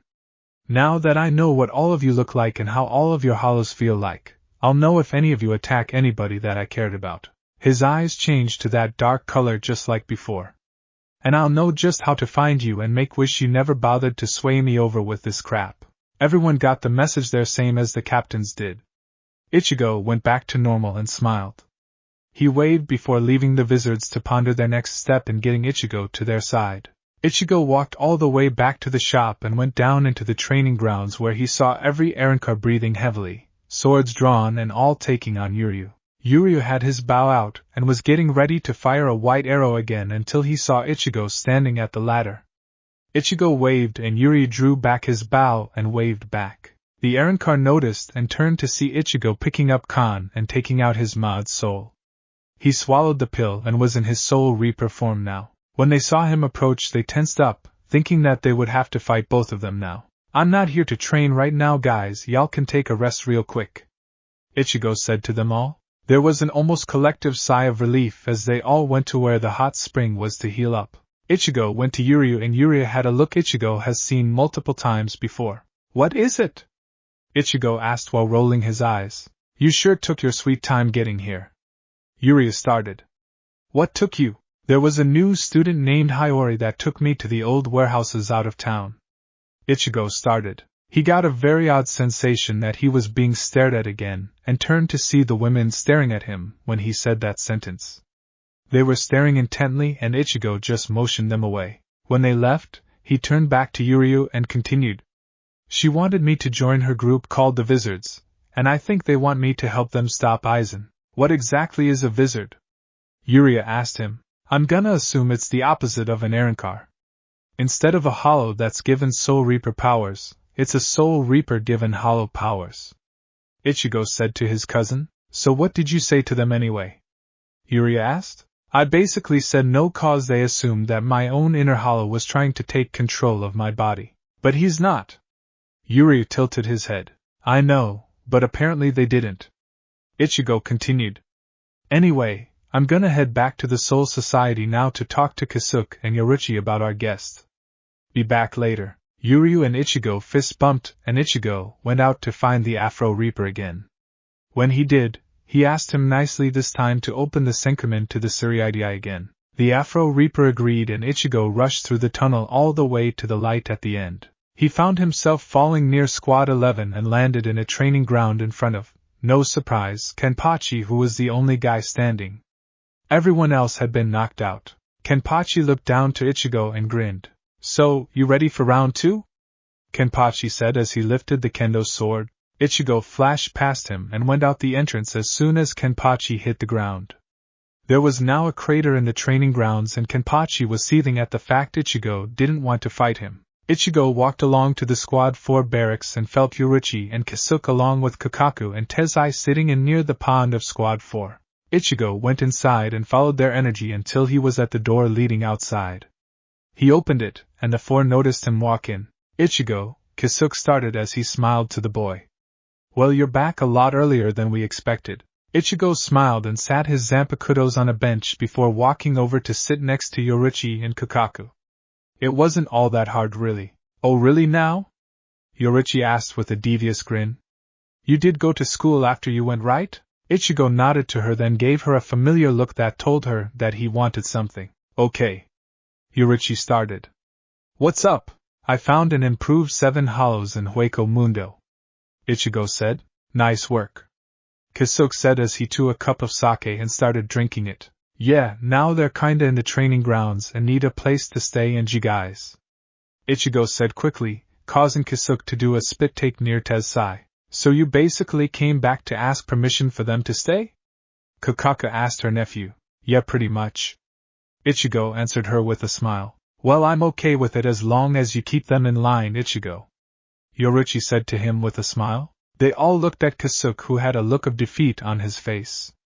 Alright, I'll allow them to stay in the training grounds and it'll take me a while to make you guys that are attuned to hollow energy, but I'll try after we get out of here in a few days. He smiled at Ichigo, and this caused Ichigo to smile back at him. Oh yeah? Ichigo started again as he remembered what happened earlier. This girl at school named Hiyori wanted me to join her and 7 others that they call Vizards earlier today. Hearing that name brought up some good and bad memories for the trio. Kakaku had no idea who that was but noticed that the trio did, so care to explain who this Hiyori girl is, Kasuke? Kakaku started. Oh, was she hot to you, Ichigo? She asked with a devious grin. Hiyori used to be part of my squad back when I was a captain. Kasuke started. She and those other 7 you met, Ichigo, used to be Soul Reapers and some were even captains. Thanks to Aizen though, they were experimented on and developed an inner hollow that would try and take over their bodies. They went through some kind of process to tame their hollows, but they don't have full control over them. If they're going to get involved, Ichigo, then you need to be extra careful. Just like Aizen right now, they don't mind waiting a long time for their own plans to come together. Ichigo nodded and was now wondering just how his life and the lives of those he wants to protect will change over the years now. Hueco Mundo, Las Noches. 3 days later, Aizen was sitting in his throne with the Hogyoki deep into his chest. He had to change his plans after not only losing his left arm and Tosen, but also after seeing that Ichigo far exceeded his own power, and was now the greatest threat to his plans. The very thought of Ichigo was enough to make Aizen's blood boil. To him, A human has no right to wield that kind of power that can even harm him. The very thought was preposterous. As Aizen continued to think of how Ichigo halted his plans, a man with pink hair and yellow eyes behind his glasses walked in. Lord Aizen? He started with a bow. Status Sale. Aizen said to him. Sale rose up and started. Lord Jin will recover. But his condition is very odd, my lord, same with yourself, despite the Hogyoku. Aizen rose an eyebrow at Sale's words. What are you talking about? It seems that Ichigo Kurosaki's Kuroshimasu has a lasting effect on the victim.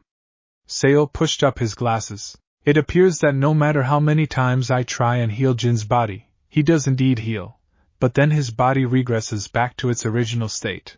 I theorize that Kurosaki's attack is indeed meant to perform its namesake, but if someone were to survive it, their body will stay in that state forever. Hearing this made Aizen hate the boy even more. He was visibly seething in front of his 8th espada. Sale was very nervous at the sight of Aizen's rage. Not only has the boy halted my plans, taken my 1st, 3rd, 4th and 6th espadas, but he has also injured me beyond any normal means of repair. With every statement, Aizen's spiritual pressure flared up, pinning Sale to the ground. Lord Aizen? Sale was barely able to speak. Aizen saw this and lightened his spiritual pressure, so the espada could at least speak. We have also found potentially new espados out in Hueco Mundo, my lord. Sale said quickly. One of them is here as we speak. Aizen stood up and looked to the door with an angered look. Then bring her to me, now. Sale nodded and sonidoed out of the room. Aizen relaxed a little and sat back down, wondering just how to defeat this boy in a permanent solution. As he was thinking, Sale sonidoed back into the room with a short, dark-skinned woman standing next to him. She wore a standard white outfit, but hers had no sleeves to her arms, showing off more of her mocha skin. She had short white hair and a strange mask that was on the side of her skull. She had a wakizashi in a black sheath on her lower back, and she had a very bored expression on her face. Almost as if she wasn't impressed by Aizen's appearance. That changed when she felt his flared spiritual pressure press down on her. She fell to the ground and Aizen lightened his pressure on her. She looked up at him as he flashed down to her. Stand up, he ordered. Not wanting to feel that kind of energy again, she did as instructed. What's your name? Nyx Night Stalker, sir, she said in an almost deep-like tone. Aizen could feel her immense spirit energy, and could tell that she easily surpassed Stark's power. Aizen smirked at her, causing her to raise an eyebrow. He reached out to her forehead and tapped her. She felt a strange sensation where Aizen touched her. When she could regain her senses again, she looked at Aizen again with a questioning look. Now, Nyx Night Stalker, you are my 1st espada, Aizen said to her. Nyx gasped. She had no idea that she would be put in this kind of position so soon. Then what do you wish for me to do, Lord Aizen? She said with a bow. So far I only have a 2nd, 5th, 7th, 8th, 9th and 10th espada. Aizen started. You are now their leader, but you answer to me. Is that clear? Yes, sir, she answered in respect. Curious, Aizen asked her. Who were you before you died? A captain of my military unit, sir. I failed to save them and myself, and I will not allow that to happen here. Nyx answered. Aizen hummed. Then I expect you to find a 3rd, 4th and 6th espada before my plans can continue. It will be done, sir. Nyx bowed and sonidoed out of the room. Sale watched the whole ordeal and now watched as Aizen sat back down in his throne. Sale walked up to him and waited for instructions. Keep an eye on her, and everything, Sale, Aizen said. My lord? Sale asked in a confused tone. Suddenly, the Hogyoku glowed brightly and started covering Aizen in some kind of white/purple substance. Before it encased him, Aizen spoke once more to Sale. The Hogyoku's will is stronger than any mere human's attack. It will heal me for a time. It could take a few years before I am fully restored, and until I come back, I am leaving both you, Jin and Nyx in charge. Is that clear, Sale? Aizen said to him. It will be an honor, my lord, Sale said with a bow before Aizen was completely encased. I will not fail you, my lord. Ichigo was a 15-year-old now. He now looked like his hollow, minus the pale skin, different color eyes, and ridiculously long hair. He was sleeping soundly in his bed at the shop when something strange caught his nose's attention. As he woke up to the smell of something burning, he could only assume who it was. With a sigh, Ichigo grabbed the band that he puts in his hair and tied it up the way he normally did. Now that he was older, his hair had went from his upper back all the way to his lower back when tied up, and to his thighs when let down. After he tied his hair up and got on a gray shirt, Ichigo left his room and found out just who was out front near the grill Kasuke only used for celebrations. "What are you doing, Orihime?" Ichigo asked the burnt orange-haired girl who was grilling some kind of meat on the grill. She turned to him and smiled warmly. "Oh, sorry, Ichigo. I just wanted to see if I could grill, or at the very least cook my special meat." Ichigo walked over to the grill and grabbed the tongs.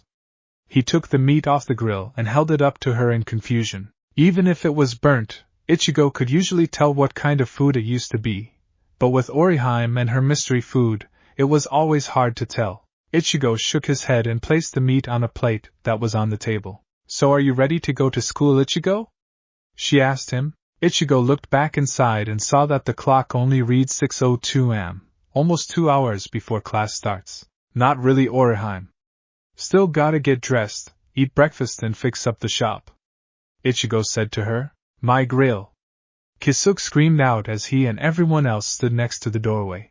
Yoruichi was laughing at Kasuke's misfortunes while Tezai simply shook his head and went back inside to cook breakfast. Laughing along with Yoruichi were Grimmjow, Apache, Mila Rose, Neilio, and even Sun smirked at Kasuke's reaction. Tia, Ulquiorra and Lilith were helping Tezai with the cooking at this point, and Stark was still in his bed asleep in the training grounds. Other than Stark, every other Arrancar was in their jigais. The only one that didn't look fully normal in their jigai was Ulquiorra, and it was just his skin still being pale. "Well, we got 2 hours, so you might as well stay for breakfast, I guess," Ichigo said to Orihime while he walked past her. "That's nice and all, but I gotta meet up with Tatsuki before classes start." Orihime turned to everyone and bowed. She then turned to Kasuke and bowed to him as he was kneeling in front of his grill. "Sorry about the grill, but Yoruichi did say you'd be okay with me using it anytime." Kasuke immediately turned to her and gave her a glare. She continued to laugh at him nonetheless. Orihime turned and walked away from the shop, and Ichigo merely smirked and shook his head to Kasuke's hilarious reaction. He walked past everyone and went to his room to get dressed. Once he entered the room and was about to pull off his shirt, he looked right at his closet and stopped undressing. Ichigo went to the closet door and opened it to see Kan holding a camera in his stuffed hands. He looked up at Ichigo and was shuddering at the almost deathly look he was giving him. "Sorry!" Kan yelled out as he tried and failed to get to the door. Ichigo grabbed him by his head and took the digital camera. He cycled through the shots to see images of himself without his shirt on, showing off his toned body. Ever since he turned 14, almost every single female, whether she was in his school, a Soul Reaper, or even an Arrancar, they were instantly attracted to his muscular body. Only Yoruichi and Kakaku, who just teases him about it, and tells him take advantage to revitalize the Shiba clan, were the only two that didn't think of him that way. At first, Ichigo thought it was pretty annoying to be sought after by almost every woman that he ran into, but as time went on, he started to tease his friends and actually started to enjoy it. Ichigo looked back at Kan and smirked at him. "Let me guess, Mila and Apache? Even Lilith?" Kan said. For 4 years, Kan and Lilith started to become friends. Mainly because she thought he was the cutest thing in the entire world and he thought she was super cute. "Alright." Ichigo let Kan go and handed him the camera. "You can take 3, but when you're done I'm taking that camera. Don't want this body all over the place now, do I?" Ichigo took off his shirt and Kan took the pictures of him. Once he finished, Ichigo took the camera and smiled at the pictures. He looked back at Kan and gave him a thumbs up. "You really are getting better with taking pictures." Ichigo started as he put his school shirt on followed by the pants. "You tell those 3 that if they want this back, they're gonna have to spar me for it." Kan nodded and walked out of the door. Ichigo shook his head again and smiled at the thought those 3 will have when Kan tells them the bad news. Ichigo stretched a little then went to the kitchen to see if breakfast was ready. "Good morning, Ichigo." Ulquiorra started with a quick glance before going back to the dishes. It was very strange 4 years ago when Ulquiorra found out that he was actually a pretty great cook. He was usually the one who would cook along with Tezai. The two even had a contest to see whose food was better. It was close, but Ulquiorra won in the end by popular vote. "Mornin' Ulquiorra. How you doin' today?" Ichigo asked as he went to the refrigerator to grab a bottle of water. "Fine," Ulquiorra answered. "I'm assuming Oriheim had a hand in the grill being the way it is now." "Yep," Ichigo answered after he took a swig of water. "I swear she's one of the nicest and sweetest girls at school, but geez, she seriously can't cook at all." That statement caused Ulquiorra to crack one of his rare grins. Whenever Ichigo could get him to show some emotion, he always considered it a major victory. Ichigo sat at the table and started to relax a bit, until an all-too-familiar voice brought him out of his thoughts. "I see you guys had some interesting time spent without me," Yuri said while standing in the doorway and looking back out to the grill. Ichigo got up and fist bumped his cousin before explaining just what happened. Yuri shook his head and grinned at what Oriheim had done to the grill. She always did have a strange sense of taste. After Ichigo explained, the two sat down at the table and started to talk about school stuff, until Ulquiorra made his presence known by bringing some rice balls out to them. "Thanks, Ulquiorra." Ichigo thanked as Ulquiorra nodded to him slightly. "Thank you for the food," Yuri added. Ulquiorra nodded to him as well and walked back to the kitchen with Tezai. An hour and a half later. "Hey, you all ready yet or what?" Ichigo shouted down the trap door. "We'll be up in a few seconds," Lilynette called out from below. Ever since Ichigo and Yuri had started going to high school and very Stranger Hollow sightings appeared all around the city, Kisuke and Yoruichi thought that it would be a good idea to send some of the Arrancar out to the school as students. The only ones that go are Tia, Mila, Sun, Apache, Nilio, Lilynette and Grimjow. Convincing the girls to go was actually easier than the two thought initially. It was Grimjow that took time to convince. Speaking of Grimjow, he was already ready to go. He was just lying on the ground in the front of the shop. Ichigo scoffed and turned to leave the shop where Yuri was waiting for them. When he stepped outside, that was when they climbed out of the hatch and left the shop with them. Ichigo smirked at them and shook his head, earning several scowls to him, especially from Mila, Apache and Lilynette. Khan had told them about the camera. "Alright, let's go," Ichigo said as they started walking to school. It didn't take them long to reach it. Once they went inside, most of them went their separate ways with only Ichigo, Yuri and Tia being in the same class. They sat pretty much together with Tia sitting beside Ichigo, and Yuri in front of them both.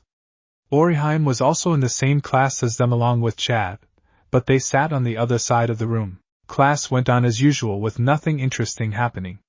When it was break time, they all went to the roof for lunch. As they all talked about, Ichigo's thoughts suddenly went back to one person, the only other person who he had ever wished death on, and wanted nothing more than to kill him. Aizen, lost no chase. Another day, another chance to train, Nyx said as she walked down a long hallway. For 4 years, she has only been allowed outside into Hueco Mundo to really test her powers a handful of times by Jin. Despite being in a more permanent state of injury, he was still able to give out orders to the espadas and imperfect Arrancars. Even though it has been 4 years, Jin's burnt body still will never heal to its normal state. Because of this, Seo had a theory that as long as Ichigo Kurosaki was still alive, then the effects of his Kuroshimasu will never fade away. Today was going to be another of the few times Nyx would be allowed out to grow stronger. She finally reached the gates to leave Lost No Chase and felt very relaxed now. As she was about to take one step outside, she felt an all-too-familiar presence fast approaching. She ducked her head and avoided a massive broadsword. The man holding it landed outside and held his massive blade over his shoulder. "What the hell is wrong with you, Draxus?" Nyx shouted out as she raised her head to meet the man's deathly grin. The man stood tall, towering over the Primera Espada with very little ease.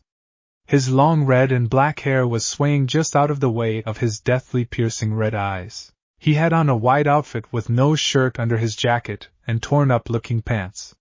He had multiple black and red streaks going across his clothing, and his mask was on part of the right side of his neck. Speaking of necks, on the left side of his neck was a black number 3. I see that burn-up bastard finally let you out here to have a real training session, huh? Draxus said in a gruff voice. He raised his massive red broadsword and was about to swing down, when Nyx grabbed his arm and flung him away from the entrance of Las Noches. The gates closed and Nyx sonidoed over to him. You certainly do have a massive set to attack a superior espada, Draxus Khan, Nyx said with a stern scowl on her face. There was a short rumble before the broadsword came out of the sand, and Nyx had to jump back. Draxus popped up and stared at her with a very deadly grin. I don't give a shit about superiority or any of that shit. He started as he held his broadsword up. I didn't care as a mercenary, no reason for me to care now. He sonidoed toward her, and she brought out her wakizashi to parry him. Fine. Nyx started as she took her stance. Let's get this over with, Draxus. Draxus' grin was at its widest. He rushed straight at her, and swung his broadsword relentlessly at her. Nyx simply blocked every oncoming attack with ease and noticed that he was charging his black Siro in his hand. Nyx was about to sonido away, but Draxus held onto her wakizashi with his free hand and threw up his broadsword to charge his Siro in that hand. Knowing that she was at an impasse, Nyx decided to stop messing around now. Gloria Fortis Miles, she said in a calm tone. Draxus jumped back as he grabbed his sword and saw the white energy circle around her. Now we're talking, Draxus whispered to himself. The white energy dissipated and Nyx was now in an all-black outfit, and her wakizashi was now a full, black katana. She looked almost the same, except she now had a feral look in her eyes and she released her crushing spirit energy. Any hollow that was close enough to feel it ran as fast as they could away from her out of the force sphere she emits. Draxus hadn't moved. Instead he raised his broadsword up and stabbed it into the ground. As he held the tip of the handle, he started saying his release. Minotaur Rugido del Inferno.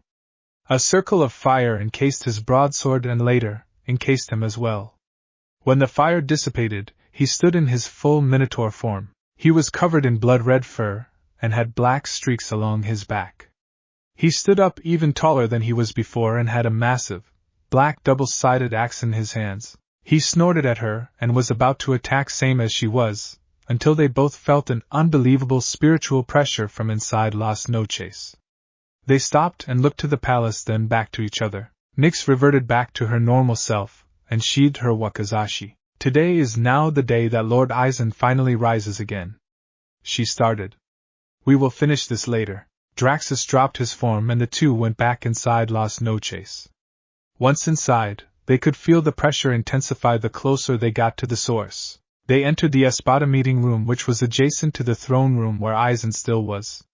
When they were inside, they saw the other Espadas sitting in their places. Nyx and Draxus sat in their chairs and could still feel the intense pressure building. So, Neutra started with a struggled smug grin. I assume you two had fun outside? Shuddered Neutra, before I end you right here right now.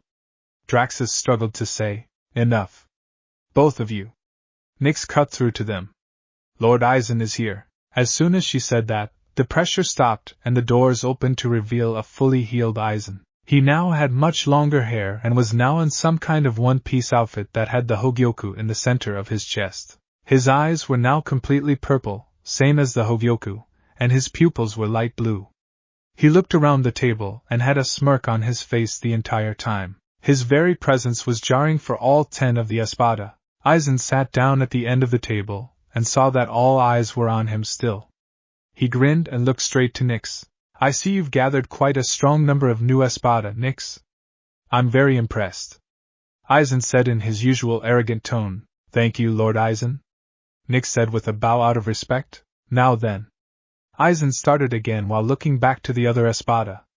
On to more pressing issues. My plans to overthrow the Soul King are now back in motion, and with my newfound bond to the Hogyoku, the Soul Society will not stand a chance against me. His grin quickly left him and an almost dark aura could be felt by everyone in the room. There's only one very troublesome and annoying problem to my plans. Ichigo Kurosaki. Everyone in the room knew exactly who he was and they knew just how powerful he was back when he was a kid. They knew that it was he who caused Aizen to be in his comatose healing state and Jin's permanent burns. What would you have us do, Lord Aizen? Nyx spoke up. For now, nothing. Aizen started as he tried to calm himself down at the memory of a child besting him. For now, what has to happen next is for us to plan our true assault on Karakura town. But before we do that, we must find a way to neutralize Ichigo Kurosaki. He is the only one who exceeds my power now, and he must be dealt with. Aizen looked back out to his espadas, and leaned back in his chair. Sale, meet me in the labs with your reports on everyone in the Seriidii right now. The rest of you are dismissed. They all got up and left with exception of Sale. He walked over to Aizen and they both went into the labs. Once there, Aizen took a seat in front of the consoles. So far, my lord, there has been a severe increase in Ryatsu in multiple individuals these past 4 years. Sale started. Ever since Ichigo Kurosaki displayed his Bankai, how many times has he released his Bankai after that day? Aizen interrupted.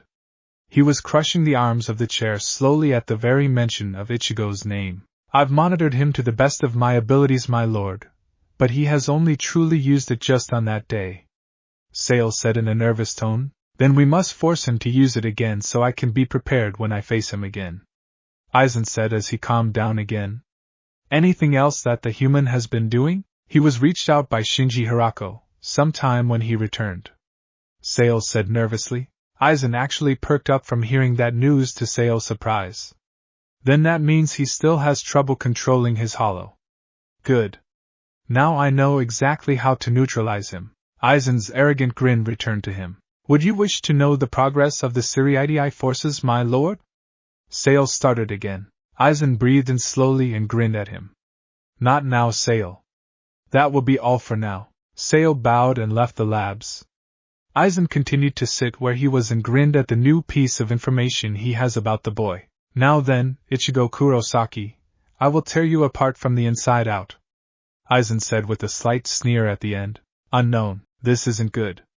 A female voice started in a nervous tone. Why is he like this? I don't know. Another female voice said, only in a slightly higher pitch.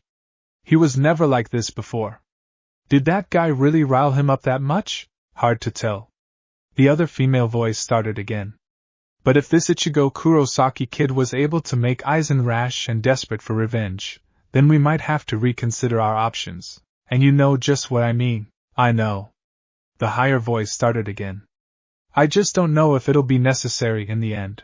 Thanks for watching this video. You really enjoy this video. Like, subscribe, and comment down below, and turn on that bell notification. Don't forget to support and follow StringDman for writing that awesome fanfic, and also make sure to comment on this story link in the description. See you in the next video. Goodbye.